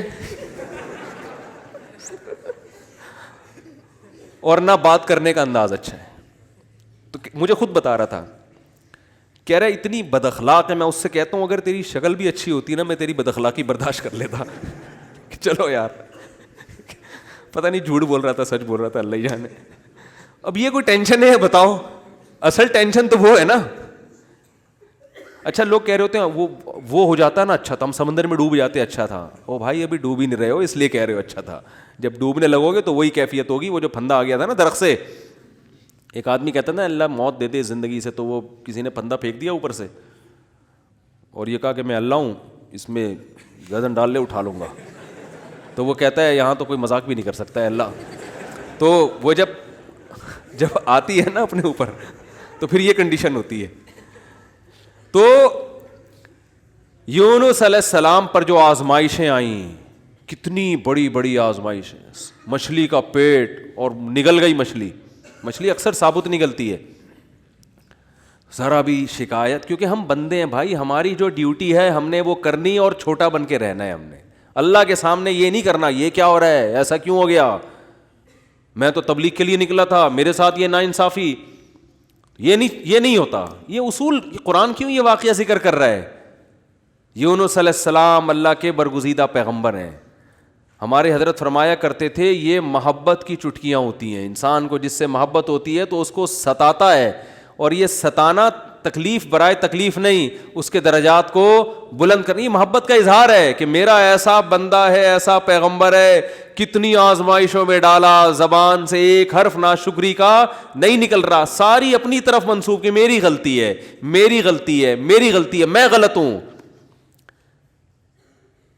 تو قرآن کے الفاظ دیکھو, جب مچھلی نے نگلا ہے اور سمندر کی تہ میں گئی اندھیروں در اندھیرے, تو یونس علیہ السلام نے فنادا فی الظلمات, اندھیروں میں کیا پکارا, لا الہ الا انت, اے اللہ تیرے سوا کوئی غلامی کے لائق نہیں ہے, میں تیرا غلام ہوں. انی کنت من الظالمین, میں ہی غلط ہوں, تو غلط نہیں ہے, مجھ سے کوئی غلطی ہوئی ہے اور میں تجھ سے استغفار کرتا ہوں. ان کو احساس ہو گیا کہ میں جو بغیر پرمیشن کے آیا ہوں, شاید یہ اس لیے ہو رہا ہو میرے ساتھ. دیکھو اپنے آپ کو غلط ثابت کرنے کے لیے دلائل تراشے جا رہے ہیں. کوئی اللہ نے وہی تھوڑی کی تھی اس وقت کہ آپ غلط ہیں. بس اس عمل سے اندازہ ہو گیا کہ بھائی اور تو مجھے نہیں لگتا میرے سے کوئی گناہ ہوا ہو, تو مجھے لگتا ہے کہ یہ ہے جس کی وجہ سے اللہ کیا ہے, مجھ سے ناراض ہے. تلاش کر رہے ہیں, کوئی اپنی مسٹیک تلاش کریں, اپنے آپ کو غلط کہیں. تو لا الہ الا انت سبحانک, اے اللہ تو ہر عیب سے پاک ہے. کیا مطلب, تو میرے ساتھ غلط نہیں کر سکتا, یہ میرا ہی کوئی عمل ہے جس کی وجہ سے ایسا ہو رہا ہے. تو تھوڑی غلط ہے, تو ہر عیب سے پاک ہے, تو ظالم تھوڑی ہے, میری غلطی ہے, میں غلط ہوں. کیا اللہ کے رحمت کے خزانے حرکت میں آتے ہیں. فَالْتَقَمَهُ الْحُوتُ وَهُوَ مُلِيمٌ, قرآن کہہ رہا ہے مچھلی نے نگلا اس حال میں کہ یونس علیہ السلام اپنے آپ کو ملامت کر رہے تھے. جب مچھلی کی نگل رہی تھی اس وقت بھی اپنے آپ کو ملامت کر رہے ہیں, اپنے آپ کو برا بلا کہہ رہے ہیں, میں غلط, میں نے غلط کیا. تو جب مچھلی کے پیٹ میں جا کے توبہ استغفار کی ہے تو اللہ کی صفت استغنا دیکھو. اللہ فرماتے ہیں لولا انہ کان من المسبحین, اگر یونس اپنی غلطی کا اعتراف نہ کرتے, للبث فی البطن الی یوم یبعث فی بطنہ الی یوم یبعثون, قیامت تک اسی کے پیٹ میں رہتے, وہ نہیں نکلتے. یہ اللہ کی صفت استغنا ہے کہ بھائی اللہ کو آپ ڈرا کے دھمکا کے یا اپنی غلطی کا اعتراف کیے بغیر اللہ پہ ڈال کے اللہ سے کچھ بھی منوا نہیں سکتے. اللہ کہتے ہیں ہمیشہ رہتے, لیکن اللہ کو پتا تھا نہیں ہے ایسا, وہ تو آزمایا. پیغمبر تو گناہ نہیں کر سکتے نا, تو یہ تو اللہ آزما رہے ہیں دنیا کو دکھانے کے لیے کہ میرے نیک بندے ایسے ہوتے ہیں. تو اللہ فرماتے ہیں کہ فَأَنبَذْنَاهُ بِالْعَرَاءِ, ہم نے ایک میدان میں ان کو, جب انہوں نے توبہ استغفار کی ہے تو اللہ نے مچھلی کو حکم دیا ان کو نگل دے باہر, اور وہ مچھلی نے آپ کو ساحل سمندر پہ ڈالا ہے. اب اللہ کی رحمت کے خزانے, سمندر کے ساحل پر کچھ بھی نہیں تھا. اللہ فرماتے ہیں وہاں اپنی قدرت سے ہم نے درخت پیدا کر دیا جو ان کو کیا دے گا, چھاؤں. اب معجزے ہو رہے ہیں کہ نہیں ہو رہے بھئی؟ اللہ آزمایا, اللہ نے کہا آزمائش میں پورا اترا یہ بندہ, میرے یہ نیک بندے آزمائش میں پورے اترے ہیں. اور اللہ نے اپنی قدرت سے درخت پیدا کر دیا اور حکم دیا جاؤ اپنی قوم کے پاس واپس جاؤ. قوم سے عذاب ٹل گیا. ہوا یہ تھا کہ جب یونس علیہ السلام کو یقین ہو گیا عذاب آ رہا ہے, تو یونس علیہ السلام جیسے ہی نکلے, وہ قوم تھی ہوشیار, اس کو اندازہ ہو گیا کہ بھائی یہ جب تک ہم میں تھے تو عذاب کا چانس نہیں تھا, یہ گئے ہیں تو اب واقعی آئے گا. تو عذاب دیکھے بغیر انہوں نے توبہ تائب شروع کر دی, تو اللہ نے وہ عذاب آنے والا ان سے کیا کر دیا, ٹال دیا. یہ ہے اللہ کی رحمت. اللہ کے غضب پہ کیا رہتی ہے, بولتے کیوں نہیں بھائی, غالب. تو یہ واقعہ بھی ثابت ہو گیا, رحمت ہمیشہ گراف اللہ کا اوپر رہتا. ہاں عذاب دیکھ لیتے اور مذاق اڑاتے, جیسے قوم عاد نے مذاق اڑایا. فلما رأوه عارضا مستقبل اودیتہم, جب انہوں نے بادلوں کو اپنی طرف آتے ہوئے دیکھا, پیغمبر بتا رہے ہیں کہ یہ عذاب ہے, تو کہہ رہے ہیں ھذا عارض ممطرنا, کوئی عذاب نہیں ہے بھائی, بادل تو آتے ہیں برستے بھی ہیں, کوئی نارمل. وہ تو آخری دم تک ڈٹے ہوئے تھے. اب کیونکہ اللہ کی صفت غضب بھی ہے, رحمت غالب تو رہتی ہے, لیکن ایسا نہیں ہے کہ غضب ختم ہی ہو گیا ہے. پھر اللہ نے عذاب بھیجا اس قوم پہ. 7 دن 8 راتیں تیز ہوائیں چلی ہیں, 8 دن 7 راتیں, اور ایسا اٹھا کے اس قوم کو پٹخائے کہ اللہ فرماتے ہیں کأنہم اعجاز نخل خاویہ. 1 ہفتے کے بعد ایسا لگ رہا تھا کھجور کے تنے ہیں جو اوندھے پڑے ہوئے ہیں, بڑے بڑے قداور لوگ تھے وہ. اللہ نے تو اس لیے میرے بھائی جب کوئی غم آئے, پریشانی آئے, تو واویلا نہ مچایا کرو, رونے دھونے کی اجازت ہے. یہ بے صبری نہیں ہے, جب انسان کو غم ہوتا ہے روتا بھی ہے, ہائے ہوئے بھی کرتا ہے, لیکن اللہ کو برا بلا کہنا شروع کر دینا, میرے ساتھ اللہ یہ کر رہا ہے, میرے ساتھ اللہ میں ہی ملا ہوں اللہ کو. آپ کا کام ہے غلامی, مانگتے رہنا ہے, مانگتے رہنا ہے, مانگتے رہنا ہے. اکثر ایک واقعہ علماء بتاتے ہیں, کتابوں میں لکھا ہوا ہے کہ ایک بزرگ حج کرنے جاتے تھے, حج کرنے کے بعد ندا آتی تھی قبول نہیں ہوا. کیا ندا آتی تھی؟ قبول نہیں ہوا.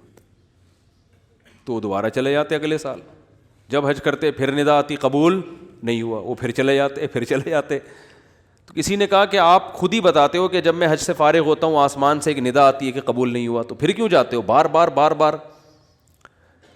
تو انہوں نے کہا بھائی میرا کام ہے حج کرنا, اپنی کوتاہیوں کی اصلاح کرنا, قبول کرنا کس کا کام ہے؟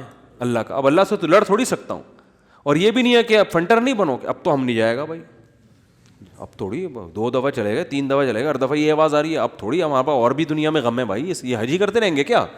یہ ہوتا اصل میں لوگوں کا یہ رویہ ہو گیا ہے. دعا میں بہت ہو رہا ہے یہ, یار ہم نے دعا, مفتی صاحب 6 دفعہ دعا مانگ لی پھر بھی فائدہ نہیں ہو رہا. اب یہی تھوڑی کہ دعا مانگتے بول نہیں رہے ہوتے, مفتی صاحب سے ڈر رہے ہوتے ہیں تو بھائی اتنا اللہ سے ڈر لو. وہ بعض تو بول بھی دیتے ہیں. تو بھائی 6 دفعہ 10 دفعہ 100 دفعہ دعا مانگنے میں کیا جا رہا ہے یار؟ اللہ کے سامنے ہاتھ اٹھا کے مانگنے سے زیادہ بھی کوئی مزیدار عمل ہو سکتا ہے؟ نہیں قبول ہو رہی, اہل اللہ کہتے ہیں نہیں قبول ہو رہی نا, اس میں مانگنے میں اور زیادہ مزہ ہے, ٹھیک ہے نا, اس میں مانگنے میں یہ اللہ ایمان کا امتحان لے رہا ہے. تو ہم غیب پر ایمان کے دعوے دار ہیں, اللہ تو نہ قبول کر, ہم تو مانگتے رہیں گے, ہمیں مزہ اسی میں آتا ہے. حضرت عمر رضی اللہ تعالیٰ عنہ کا قول ہے کہ مجھے اس سے غرض نہیں ہے کہ میری دعا قبول ہو رہی ہے کہ نہیں ہو رہی, یہ تو میرا کام ہی نہیں ہے کہ یہ اللہ کی ذمہ داری ہے, یہ ہماری ٹینشن, یہ تو میں حضرت عمر کے الفاظ اپنی زبان میں بتا رہا ہوں, یہ ہماری ٹینشن ہے ہی نہیں, یہ تو اللہ کا کام ہے نا, قبول کرنا تو اس کا کام ہے. فرمایا مجھے اس کی فکر ہوتی ہے کہ دعا مانگنے کی توفیق مل رہی ہے کہ نہیں مل رہی. ایسا نہ ہو مایوسی اتنی پیدا ہو جائے کہ دعا مانگنے ہی کی توفیق چھن جائے, یہ ڈینجرس ہے, یہ خطرناک ہے کہ اللہ نے آپ کو اپنے در سے محروم کر دیا, ہاتھ اٹھانے کی توفیق سلب کر لی. اور آج لوگوں میں یہ نظر آتا ہے دعا مانگنے کی توفیق نہیں مل رہی کیونکہ ان کی پوری نظر اسباب پہ ہوتی ہے, اللہ پہ نظر ختم. یہ بہت خطرناک ہے. دیکھو اسباب پہ نظر رکھو گے, ہو سکتا ہے اسباب اختیار کر کے کام تو ہو جائے, لیکن اللہ کی جب عدالت میں کیس لے کے جاؤ گے, فائل داخل کرو گے, وہاں سے جو کام جب منظور ہوگا نا, اس کام کی نوعیت میں اور آپ کے کام کی نوعیت میں زمین اور آسمان کا فرق ہوگا. جب اللہ کے سامنے کیس لے گئے, کام خراب بھی ہوگا تو بنے گا, اور جب اسباب پہ نظر رکھو گے بنے گا بھی تو ہو سکتا ہے اس میں خیر نہ ہو, یہ کوئی الٹا کام ہو رہا ہو. جس کام سے آپ نے اللہ کو نکال دیا اب اس میں خیر کی توقع نہ رکھیں. آپ بیمار ہوئے, صرف دواؤں پر اکتفا کیا ہوا ہے آپ نے, اللہ سے دعائیں نہیں مانگتے اور ضرورت بھی محسوس نہیں کرتے کہ چھوڑو یار, جب میں آگمنٹن کھا رہا ہوں, جب میں یہ سیرپ پی رہا ہوں تو گورے بھی تو ٹھیک ہوتے ہیں نا بغیر دعا کے, کیا خیال ہے بھائی, جب وہ ٹھیک ہوتے ہیں تو مجھے دعا مانگنے کی کیا ضرورت ہے. تو عین ممکن ہے آپ ٹھیک ہو جاؤ, دوا اثر کرتی ہے, اللہ نے دنیا کو اسباب سے جوڑ دیا, لیکن یہ ٹھیک ہونا بھی آپ کے لیے نقصان کا ذریعہ بن سکتا ہے. اور آپ دعا مانگو دوا کے ساتھ, ہو سکتا ہے آپ ٹھیک نہ ہو, لیکن پھر ٹھیک نہ ہو کے بھی اس میں اللہ کیا ڈال دے گا, بولو نا, خیر ڈالے گا. اللہ اس میں خیر ڈالے گا. جیسے یونس علیہ السلام کو مچھلی کے پیٹ میں اللہ نے داخل کیا ہے ان کے درجے کو اور بلند کرنے کے لیے. اگر یونس علیہ السلام کے ساتھ یہ مچھلی والا واقعہ نہ ہوتا تو شاید یونس علیہ السلام کا ذکر قرآن مجید میں نہ ہوتا, کیونکہ پیغمبر تو لاکھوں آئے ہیں نا, سب کا تذکرہ تھوڑی ہے. اور نبی صلی اللہ علیہ وسلم نے حضرت یونس کی فضیلت الگ سے بیان کی ہے, فرمایا لا تفضلونی علی یونس, مجھے یونس پر فضیلت مت دو. حالانکہ دیکھو یہ تو اجماعی عقیدہ ہے کہ ہمارے نبی تمام پیغمبروں سے افضل ہیں, لیکن کیا مطلب نام لے کے میرے مقابلے میں یونس کو نہ لے کر آؤ کہ میں ان سے زیادہ افضل ہوں. کیوں؟ کیونکہ اس میں اس بات کا امکان تھا کہ شاید اس واقعے کی وجہ سے لوگ یونس علیہ السلام کی توہین نہ کر رہے ہوں کہ وہ اللہ کی پرمیشن کے بغیر چلے گئے تھے. تو کہیں اس واقعے کو بنیاد بنا کے لوگ ایسا نہ ہو کہ کہیں کہ ہمارے نبی تو افضل ہے, یونس علیہ السلام افضل نہیں ہے, کیونکہ ہمارے نبی تو بغیر پرمیشن کے کوئی کام نہیں کیا اور یونس علیہ السلام تو اللہ کی پرمیشن کے بغیر چلے گئے تھے. تو اس لیے نبی نے اس کانسیپٹ کو درست کرنے کے لیے, کلیئر کرنے کے لیے کہ کہیں تمہارے ذہن میں یہ چیز نہ ہو, اس لیے کیا مطلب حدیث کا کہ یونس علیہ السلام کا نام لے کے دونوں کو مجھے ان کے مقابلے میں لا کے کھڑا مت کرو, اور یہ مت کہو کہ محمد صلی اللہ علیہ وسلم حضرت یونس سے افضل ہیں. حالانکہ افضل ہیں, لیکن جہاں بھی حضرت یونس کی توہین کا ذرہ برابر بھی شائبہ نکلتا تھا آپ صلی اللہ علیہ وسلم نے اس سے منع کر دیا, اس لیے کہ آپ صلی اللہ علیہ وسلم جانتے تھے کہ یہ جو کچھ یونس علیہ السلام کے ساتھ ہوا یہ اصل میں آپ کو بلند مرتبہ دینے کے لیے ہوا تھا, اور یہ بتانے کے لیے ہوا تھا کہ اللہ کی صفت استغنا کیا ہے, اور یہ بتانے کے لیے کہ اللہ سے لڑ کے کوئی چیز نہیں لی جا سکتی, اور یہ بتانے کے لیے کہ غموں میں, ٹینشنوں میں, پریشانیوں میں اللہ کے نیک بندوں کا رویہ کیا ہوتا ہے. اور میں آپ کی جنرل نالج کے لیے ایک بات یہ بھی بتا دوں کہ جس کا یہ لائف اسٹائل ہوگا نا وہ ٹینشنوں میں بھی خوش رہے گا, ویسے ہی ٹینشن ختم کر لیتے ہیں اللہ اس سے, کیونکہ وہ ہر ٹینشن کو کس کی طرف سے سمجھ رہا ہے, اللہ کی. تو جب اللہ ہمارا ہے اور وہ اپنے بندوں کا اچھا چاہتا ہے تو اس میں ٹینشن دے کے بھی ہماری کیا ہوگی, اس میں خیر ہی ہوگی. اس نے یعقوب علیہ السلام سے جو بیٹا چھینا تو یعقوب علیہ السلام کو نوازنے کے لیے چھینا. یوسف علیہ السلام کو جو بچپن میں باپ سے الگ کر دیا مصر کا بادشاہ بنانے کے لیے کیا اس نے, نہ چھنتے نہ بادشاہ بنتے. تو ہمارا کام ہے ہر برائی اپنے کھاتے میں ڈالیں, سمجھ رہے ہو کہ نہیں سمجھ رہے, اور ہر اچھائی کس کی طرف منسوب کریں, اللہ کی طرف. دیکھو جن بھی یہ چیز جانتے ہیں, حالانکہ جن میں تو شر غالب ہوتا ہے, لیکن اس معاملے میں جن ہی ہم سے اچھے. سورہ جن میں ہے کہ 28ویں پارے میں 29ویں پارے میں ہے نا سورہ جن, اس میں اللہ تعالیٰ نے جنات کی تبلیغ کا تذکرہ کیا ہے. ہوا یہ تھا کہ رسول اللہ صلی اللہ علیہ وسلم قرآن مجید کی تلاوت فرما رہے تھے تہجد میں, مسجد جن وہاں مکہ میں موجود بھی ہے. تو جنات کا ایک وفد وہاں سے گزرا, انہوں نے جب قرآن سنا تو بڑے حیران ہوئے, یہ تو بالکل ویسا کلام ہے جیسا موسیٰ علیہ السلام پر نازل ہوئی تھی تورات اور حضرت عیسیٰ پہ انجیل, یہ تو بالکل ویسا کلام ہے. یعنی ان کو اندازہ ہوا کہ یہ پیغمبر ہیں, وہ ہو سکتا ہے جن بھی پڑھے لکھے ہوں, یعنی اہل کتاب میں سے ہوں. تو وہ اچھا اس میں توحید کا بیان بھی تھا, تو وہ جنات جا کے اپنی قوم کو تبلیغ کرنے لگے. اچھا پھر ایک اور واقعہ یہ ہوا تھا کہ جنات جب آسمانوں پہ جاتے تو شہاب ثاقب کے ذریعے ان کا آسمانوں پہ داخلہ بند کر دیا گیا. تو یہ خبر بھی جنات میں پھیل گئی کہ پہلے ہم جاتے تھے کچھ نہیں ہوتا تھا, اب جانا روک دیا جا رہا ہے. یہ جو شہاب ثاقب ہوتے ہیں نا چنگاریاں, اس پہ سائنسدان اعتراض کرتے ہیں یہ تو ویسی رگڑ لگنے سے وہ یعنی ستاروں کی ایک ٹکڑے سیاروں کے ٹکڑے ٹوٹتے ہیں, رگڑ لگنے سے یہ ہوتا ہے. تو یہ کوئی اسلام کے منافی نہیں ہے. اللہ تعالیٰ کسی جن کو مار سکتے ہیں, اس کے فرشتے کسی جن کو مار سکتے ہیں اس کے ذریعے, رگڑ بھی لگے اور وہ جل بھی جائے اور جن بھی مر جائے, تو اس میں کون سا کوئی وہ ہمیں جن تھوڑی نظر آ رہا ہے, ہمیں تو وہ شہاب ثاقب جاتا ہوا نظر آ رہا ہے. اور یہ بھی ضروری نہیں ہے کہ جب بھی شہاب ثاقب ٹوٹے تو کوئی جن ہی مر رہا ہو, اس سے اتفاقی حادثہ بھی ہو سکتا ہے. یہ تو اسلام نے یہ نہیں کہا کہ جب بھی آسمان پہ آپ کو رگڑتا ہوا ستارے کا ٹکڑا نظر آئے گا تو وہ جن ہی ہے جس کے پیچھے جا رہا ہے. وہ بعض دفعہ ایسے ہوتا ہے کہ جنات کا تعاقب ہوتا ہے اس کے ذریعے. تو یہ نبی کے دور میں ہوا, اور اس کی دلیل یہ ہے کہ جب قرآن کی آیتیں نازل ہوئی نا کہ جنات نے کہا کہ ہم جب جاتے ہیں تو شہاب ثاقب آتا ہے, تو اس پر کسی مشرک نے اعتراض نہیں کیا کہ یہ تو پہلے بھی آ رہے تھے, اب تھوڑی آ رہے ہیں, کوئی نیا واقعہ تھوڑی ہے, یہ تو پہلے بھی آ رہے ہیں. تو جنات نے یہ کہا کہ ہم نے دیکھا ہے کہ ہمارا اوپر داخلہ بھی کیا ہو گیا, منع ہو گیا. تو دنیا میں کوئی بڑا واقعہ ہوا, تو واقعہ انہوں نے دیکھا کہ بھائی یہ قرآن نازل ہو رہا ہے اور یہ کوئی دنیا میں نیا مذہب آیا ہے اور یہ پیغمبر ہیں. تو انہوں نے جا کے اپنی قوم کو تبلیغ کی, جس کا سورہ جن میں تذکرہ ہے. تو تبلیغ میں انہوں نے یہ الفاظ کیے کہ وَأَنَّا لَمَسْنَا السَّمَاءَ فَوَجَدْنَاهَا مُلِئَتْ حَرَسًا شَدِيدًا وَشُهُبًا. ہم پہلے کی طرح جب آسمانوں پہ جاتے ہیں تو ہم اس میں پہرے دیکھ رہے ہیں اور شہاب ہے, پتھر ہیں جن سے ہمارا تعاقب ہو رہا ہے. تو یہ کچھ کام ہوا ہے. آگے کیا کہتے ہیں, اِنَّا لَا نَدْرِي, ہمیں نہیں پتا. یہ جو دنیا میں عجیب سا کام ہوا ہے نا, لا ندری, ہمیں معلوم نہیں ہے. اشر ارید بمن فی الارض, کہ جو لوگ زمین میں رہتے ہیں ان کے ساتھ برائی یعنی شر کا ارادہ کیا گیا ہے. ام اراد بہم ربہم رشدا, یا اہل زمین کے جو رب ہیں اس رب نے ان کے ساتھ خیر کا ارادہ کیا ہے. آپ کا آئی کیو لیول اگر اچھا ہوتا تو مزہ آ جاتا آپ کو. ترجمے سے بات سمجھ میں آئی؟ وہ کیا کہہ رہے ہیں, ہمیں نہیں پتہ یہ جو نیا واقعہ ہوا ہے, اہل زمین کے ساتھ برائی کا ارادہ کیا گیا ہے, پیسو وائس فعل مجہول, یا اللہ نے ان کے ساتھ خیر کا ارادہ کیا ہے. بھائی یہ بھی کہہ سکتے تھے کہ ہمیں نہیں پتہ کہ اللہ نے ان کے ساتھ خیر کا ارادہ کیا یا شر کا ارادہ کیا ہے. شر اور خیر دونوں کی نسبت کس کی طرف کرتے؟ اللہ کی طرف, کہ پتہ نہیں اللہ اب انسانوں سے اچھا چاہ رہا ہے یا کوئی عذاب آنے والا ہے یا کوئی کچھ اچھا ہونے والا ہے, ہمیں نہیں پتہ لیکن کچھ ہونے والا ہے. نہیں آ رہی بات؟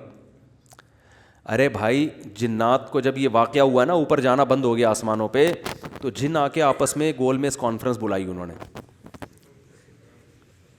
نے بولا کہ بھائی کچھ کام عجیب سا ہو رہا ہے, کچھ ہو رہا ہے, یا تو کوئی بہت اچھا ہوگا یا کچھ برا ہو رہا ہے. یعنی کچھ نہ کچھ تو ابھی کائنات میں نیا ہوگا, اس زمین پہ کچھ نیا ہوگا. بمن فی الارض, اہل زمین کے ساتھ کچھ نیا ہونے والا ہے. اب یہ نہیں پتا کہ اچھا ہونے والا ہے یا برا, تو یا تو دونوں میں اللہ کا نام نہ لیتے, یہ کہتے ہمیں نہیں پتا اچھا ہونے والا ہے یا برا ہونے والا, یا اگر اللہ کی طرف نسبت کرنی تھی تو یہ کہتے ہیں ہمیں نہیں پتا کہ اللہ اچھا کرے گا یا اللہ ان کے ساتھ کیا کرے گا, برا کرے گا. بھائی جو بھی کرے گا اللہ ہی کرے گا نا. یا تو اللہ کی طرف منسوب کرو اچھائی کو بھی اور برائی کو بھی, کہ ہمیں نہیں پتا کہ اللہ نے جو آسمان میں پہرے لگا دیے ہیں تو اب اللہ کا ارادہ ہے کہ اہل زمین کے ساتھ کچھ بہت اچھا کرے گا یا اللہ ان کو سزا دے گا, کوئی برا ہوگا ان کے ساتھ. لیکن جنات کا انداز دیکھو, وہ کہہ رہے ہیں جب برائی کی بات آئی تو اللہ کا نام درمیان سے غائب کر دیا, اشر اریدا، اریدا جو میرے تفسیر کے لیکچر سن رہے ہیں نا اسپیچز چینل پہ، ان کو پتہ ہے اریدا اکریما کی طرح ہے، پیسو وائس، ارادہ کیا گیا ہے. کس نے کیا یہ نہیں بتا رہے، کیا تو اللہ نہیں ہے. برائی کا ارادہ کیا گیا ہے زمین والوں کے ساتھ یا اللہ نے اچھائی کا ارادہ کیا ہے؟ اب آئی سمجھ میں؟ اب بھی اگر نہیں سمجھ میں آیا تو آئی کیو لیس لوگ ہیں آپ لوگ. پھر وہی پہلی ہے کہ وہ جو سیٹھ صاحب تھے نا، بے وقوف تھے، اپنے شاگرد سے کہہ رہے ہیں، اپنے ملازم سے، کہ ایسی پہیلی پوچھ کہ اس کا جواب میں بتا سکوں، ورنہ بے عزتی ہو جائے گی نا. اور اگر نہیں بتایا نا میں نے اس پہیلی کا جواب تو میں تجھے چھوڑوں گا نہیں، تیری گردن اڑا دوں گا میں. اب پہلی پوچھ لیکن آسان، تاکہ میری عزت بھی ہو جائے کہ بھائی سیٹھ نے پہیلی کا جواب دیا ہے. جب جواب دوں گا عزت ہوگی، بھائی بڑے ذہین ہیں آپ. تو آہستہ سے اس کو کان میں کہہ دیا کہ ایسی پوچھنا کہ مجھے جواب اس کا آ بھی جائے، اتنی مشکل نہ ہو. اب یہ جو ملازم تھا نا، یہ گرو کہتے ہیں نا اس کو، گرو کہتے ہیں کیا چیلا کہتے ہیں؟ چیلا یا چیلا. بچہ بڑا ہوشیار ہے ماشاء اللہ. چیلا. تو وہ چیلا کے اب سوچنے لگا کہ یار ایسی پہلی پوچھو کہ بہت آسان ہو. اب اس نے پہلی سوچ کے آیا. سرائکی میں یہ لطیفہ ہے اصل میں، دیکھو ہک چانٹ مرے ساں سدھا تھیا ویسے، یہ میں نے ایک لفظ سیکھا ہے ابھی سرائکی کا. اب کسی کا مطلب نہ پوچھنا، وہ چماٹ لگا دے گا آپ کو کھینچ کے. دیکھو ہک چانٹ مرے ساں سدھا تھیا ویسے، ٹھیک ہے نا. تو یہ کسی سے کہنا نہیں، ورنہ کوئی گارنٹی نہیں ہے، ٹھیک ہے نا. تو وہ جو تھا نا، اس میں اس نے پہلی سوچی. اس نے کہا حضور، اب مجھے پوری سرائکی تو آتی نہیں نا، وہ ہمارے حضرت سرائکی میں سناتے تھے یہ لطیفہ، وہ مزہ سرائکی میں ہی ہے. خیر، ہک مخلوق ہے، پونچھ گھمیندی ہے، چولہے کے گرد گھومدی ہے تے میاؤں میاؤں کرندی ہے. ہیں بھائی، پونچھ بلی ہے نا، سب کو پتا ہے بھائی، اور چولہے کی گرد اکثر گھومتی ہے. اور آخر میں کمبخت نے یہ بھی بتا دیا کہ میاؤں میاؤں کرندی ہے، کہ یار ایسا نہ ہو یہ کوئی شیر اور چیتا کو لے آئے. اب یہ کھوپڑی اس کی کام نہیں کر رہی نا، آئی کیو. اب یہ گھنٹہ بیٹھ کے سوچ کے کہتا ہے یار کس مصیبت، کہہ رہے ککیڑ مرغا نا. اب یہ جو چیلا تھا نا، اس نے بولا اگر میں نے بول دیا نا کہ یہ غلط ہے تو میری تو ایسی کی تیسی. اور یہ تھا ڈیڑھ ہوشیار. یہ اگر یہ کہہ دیتا کہ جی یہ جو ہے کیا نام ہے صحیح جواب دیا، تو اس کو یہ شبہ تھا کہ جو میرا گرو ہے وہ کہے گا کہ یہ شاید 2 نمبری کر رہا ہے. تو اس نے بڑی چالاکی سے کام کیا. اس نے بولا حضور لگتا ہے کسی نے دسیا ہے، یعنی اتنی مشکل پہلی میں نے پوچھی تھی اور آپ نے بالکل درست جواب دیا، یہ کسی نے یقیناً آپ کو بتایا ہے. تو جواب کہتے ہیں نہیں، عقل جی دوڑ ہے. عقل کی دوڑ ہے بھائی، ادھر کیا ہے یہ؟ عقل جی دوڑ ہے. ہمارے ادھر ایسی پڑھتے تھے، عقل جی دوڑ ہے، عقل کی دوڑ ہے بھائی یہ. تو میں نے اتنی ڈیٹیل میں آپ کو بتایا، اب بھی سمجھ میں نہیں آ رہا کہ جنات کیا کہہ رہے ہیں؟ انا لا ندری، ہمیں نہیں پتا، اشر ارید بمن فی الارض، کے زمین والوں کے ساتھ شر کا ارادہ کیا گیا ہے، ام اراد بہم ربہم رشدا، یا رب نے خیر کا ارادہ کر لیا ہے. تو کتنی تمیز ہے جنات میں، ہے وہی. حالانکہ شر کا ارادہ بھی اگر کیا ہے تو اللہ نے کیا ہے، خیر کا ارادہ بھی کیا ہے تو کس نے؟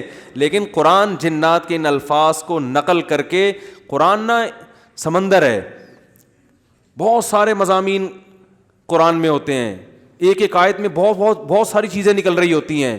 تو یہاں یہ جہاں یہ بات ثابت ہو رہی ہے، تبھی تو فقہاء نے بیان کیا نا کہ قرآن اور حدیث سے استدلال 4 طریقوں سے ہوتا ہے: عبارت النص، اشارت النص، اقتضاء النص اور دلالت النص. 4 طریقے ہیں جہاں سے فقہاء قرآن و سنت سے مسائل نکالتے ہیں، جو اصول فقہ میں پڑھائے جاتے ہیں. جو آج کل جو نئے محقق آ رہے ہیں نا مارکیٹ میں، انہوں نے ان میں سے کوئی اصول بھی نہیں پڑھا ہوتا. تو اس سے یہ بھی پتہ چل رہا ہے قرآن تمیز بھی سکھا رہا ہے ہمیں کہ جنات سے تمیز سیکھ لو، ہمیشہ شر کی نسبت اپنی طرف کرو. صحیح ہے نا؟ میری وجہ سے ایسا ہوا، یہ ساری خرابی کس کی وجہ سے ہوئی ہے؟ میری وجہ سے ہوئی ہے. بھائی میری کوئی کوتاہی ہے جس کی وجہ سے شکست ہوئی ہے. جیسے غزوہ احد میں شکست ہوئی تو صحابہ نے تو اپنے آپ کو جھونک دیا تھا, شکست ہو گئی تو قرآن نے کیا کہا, تمہاری وجہ سے ہوئی ہے, ٹھیک ہے نا, تم نے پیغمبر کی اس معاملے میں اطاعت نہیں کی. صحابہ نے یہ نہیں کہا واہ ہم مدینہ چھوڑ کر آ گئے پیغمبر کے لیے, ہے بھائی اتنے ساری ہم نے قربانیاں دے دیں اور اسباب کی دنیا میں کامیابی کی امید نہیں تھی, پھر بھی ہم نے اپنے آپ کو میدان جنگ میں لے جا کے جھونک دیا. اب ایک گھاٹی پہ اگر 50 آدمیوں کے میں سے چند لوگوں نے اگر امیر کی اطاعت نہیں کی تو اس کی ہم سب کو اتنی بڑی سزا مل رہی ہے. دوسرے کوتاہی تو انہوں نے کی ہے اور قرآن کہہ رہے کہ تم نے کی ہے, سب کی طرف نسبت کیوں کی جا رہی ہے؟ صحابہ نے ایسا کوئی لفظ زبان سے نہیں نکالا, کچھ بھی نہیں نکالا صحابہ نے, اے اللہ ہماری غلطی ہے, ہم استغفار کرتے ہیں, آئندہ یہ کوتاہی نہیں ہوگی. تو کیسا کامیابی کے اصول ہیں یہ. تو بھائی دیکھو دنیا میں آپ کو اللہ کی مان کے چلنا ہے, آخرت میں پھر اللہ آپ کی مان کے چلے گا, سمجھ رہے ہو نا. پھر آخرت میں اللہ کہے گا کہ وَلَكُمْ فِيهَا مَا تَشْتَهِي أَنفُسُكُمْ, تمہیں زبان سے نہیں بولنا پڑے گا, جو دل میں تمہارے خیال آئے گا نا, خواہش پیدا ہوگی, اس دل کی خواہشات کو اللہ وہاں پورا کرے گا. دنیا آزمائش کی جگہ ہے, پیڑے کھانے کی جگہ نہیں ہے, یہاں آزمائشیں ہیں, اور اگر کوئی آزمائش نہیں ہے تو یہ خود ایک آزمائش ہے. آپ کہہ سکتے ہیں فلاں تو بڑی ہنسی خوشی زندگی گزار رہا ہے, وہ تو کوئی آزمائش ہی نہیں ہے. او بھائی یہ ہنسی خوشی زندگی خود ایک آزمائش ہے کہ یہ اللہ کا شکر ادا کر رہا ہے کہ نہیں کر رہا. اسے نہ کوئی بیماری ہے, اس کا گھر بھی ہے, اس کے بیوی بچے بھی ہیں, اس کو سکون بھی ہے, گھر میں آتا ہے بیگم تمیز سے بات کرتی ہے, اور جناب گھر سے باہر نکلتا ہے تو بیگم پوچھتی نہیں ہے واپسی پہ کہ انڈے کیوں نہیں لے کر آئے, کوئی کسی قسم کی ٹینشن نہیں ہے. یہی ہو رہا ہے نا آج کل. اور جناب ابا بھی ٹھیک ہیں, اماں بھی ٹھیک ہیں, ملک کی حالات بھی ٹھیک ہیں, بے روزگاری بھی نہیں ہے, بلب کے والدین کو گالیاں دینے کی بھی ضرورت نہیں ہے, لائٹ بھی نہیں جا رہی ہے, پنکھا بھی چل رہا ہے, بٹن دباؤ پنکھا چلتا ہے. جیسے آسٹریلیا میں تو یہی ہوتا ہے, بٹن دباتے تھے پنکھا چل جاتا تھا وہاں پہ. میں حیران ہوتا تھا یار, ہم تو دیکھتے ہیں ٹرائی کر کے چلا کہ نہیں چلا, ایسا ہی ہوتا ہے نا, چل گیا اے اللہ تیرا شکر ہے, نہیں چلا کوئی بات نہیں, لائٹ آنے والی ہے تھوڑی دیر میں آ جائے گی. جنریٹر چلاؤ, کھینچو پھر اس کو جا کے, کتنے تو چپک کے مر گئے جنریٹر سے بیچارے اس چکر میں. تو کوئی ٹینشن اگر نہیں ہے تو بھی بڑی ٹینشن ہے بھائی. کہیں اللہ ایسا تو نہیں ہے کہ کوئی بہت بڑی پکڑ آنے والی ہے, اللہ کی کوئی بہت بڑی پکڑ نہ آنے والی ہو, اس لیے ڈرنا ہے. تبھی کہتے ہیں نا الایمان بین الخوف والرجاء, خوف اور امید کے درمیان ہے ایمان. اللہ کی نعمتوں پہ خوش بھی ہونا ہے لیکن خوف کے ساتھ, اترانا نہیں ہے, خوف کے ساتھ. یار اللہ نے مجھے گاڑی بھی دے دی, گھر بھی دے دیا, بیوی بچے بھی دے دیے, روزگار بھی اچھا ہے, صحت بھی اچھی ہے, سب کچھ ہی مجھے مل گیا, تو کہیں یہ استدراج نہ ہو, اللہ کی طرف سے ڈھیل نہ ہو, کیونکہ فرعون کو بھی سب کچھ مل گیا تھا. صحابہ میں تو ایسا بھی ہوتا تھا جب ان کے سامنے اچھے مرغن کھانے آتے رونا شروع کر دیتے. کہیں ایسا تو نہیں ہے کہ ہم نے نبی کا جو ساتھ دیا تو اللہ تعالیٰ نے ہمیں ہمارے اعمال کا بدلہ کہیں دنیا میں ہی تو نہیں دے دیا, ایسا تو نہیں آخرت میں نہیں ملے گا, اس سے ڈر جاتے تھے وہ.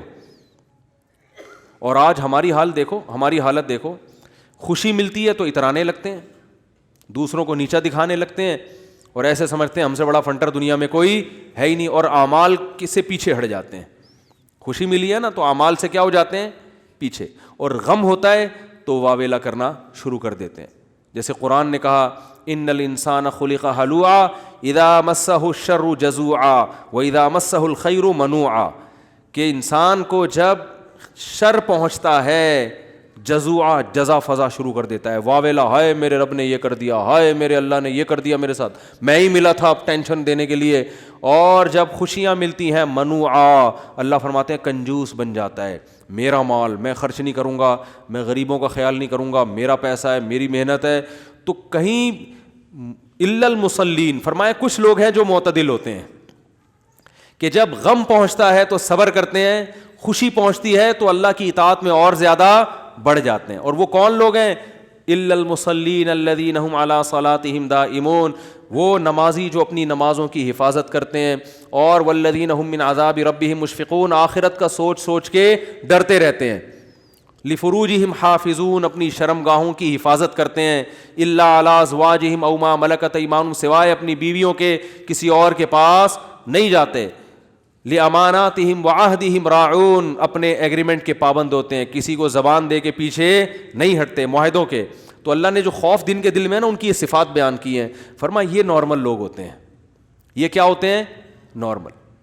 آج کسی نے بتایا کہ وہاں ایک افغانی آئے ہوئے تھے, وہ کہنے لگے کہ ہم نے وہاں امریکیوں کو دیکھا ہے کہ جب ان کی لڑائی ہوتی تھی نا وہاں افغانستان میں, تو ادھر افغانی جب شہید ہوتے ہیں تو ان کے دوسرے جو بھائی ہیں نا وہ صبر کرتے ہیں, بھائی شہید ہو گئے, اللہ تعالیٰ اس کے درجات بلند کرے. انہوں نے کہا کہ جب کوئی امریکی قتل ہوتا ہے تو چیخ چیخ کے رو رہے ہوتے ہیں فوجی. تو یہ ایک اسلام کا ایک صاف نظر آتا ہے کہ مسلمان غم کیسے جھیلتا ہے, اور جس کا آخرت پر ایمان نہیں ہے, حالانکہ ان کی فوج میں موٹیویشنل اسپیکر بہت ہوتے ہیں جو ان کو موٹیویٹ کرتے رہتے ہیں ملک, لیکن وہ کہتے ہیں ذرا سا زخم ہوتا ہے ایسا چیختے ہیں. ہمارے ہاں بچے بھی ایسے نہیں روتے جیسے فوجی رو رہے ہوتے ہیں, ایسا چیخ رہے ہوتے ہیں اور ایسا ایک دوسرے کے گلے مل رہے ہوتے ہیں, یار تیری ٹانگ ٹوٹ گئی, ہاں ہاں ہاں. وہ تو ایسے کئی لوگوں نے بتایا جو بھی آتے رہتے ہیں نا وہاں سے آنا, جو افغانی تو آتے ہیں یہاں تجارت کے لیے, تو کہتے ہیں ہم جب دیکھتے ہیں نا اس طرح کہیں لڑائی ہو رہی ہو افغانیوں میں اور ان میں جو آپس میں لڑائی ہو رہی ہے, تو اس میں یہ منظر ہمیں دیکھنے کو ملتا ہے کہ وہ چیخ رہے ہوتے ہیں اور جب ان کے زخم ہوتے ہیں تو کچھ بھی نہیں, آرام سے بیٹھے ہوئے, تھوڑا کرا رہے ہیں بس, اور کچھ نہیں. یہی حال میتوں پہ بھی ہے. آپ دیکھ لو, دیندار اگر واقعی دیندار ہے وہ میت پہ چیخو پکار نہیں کرتے.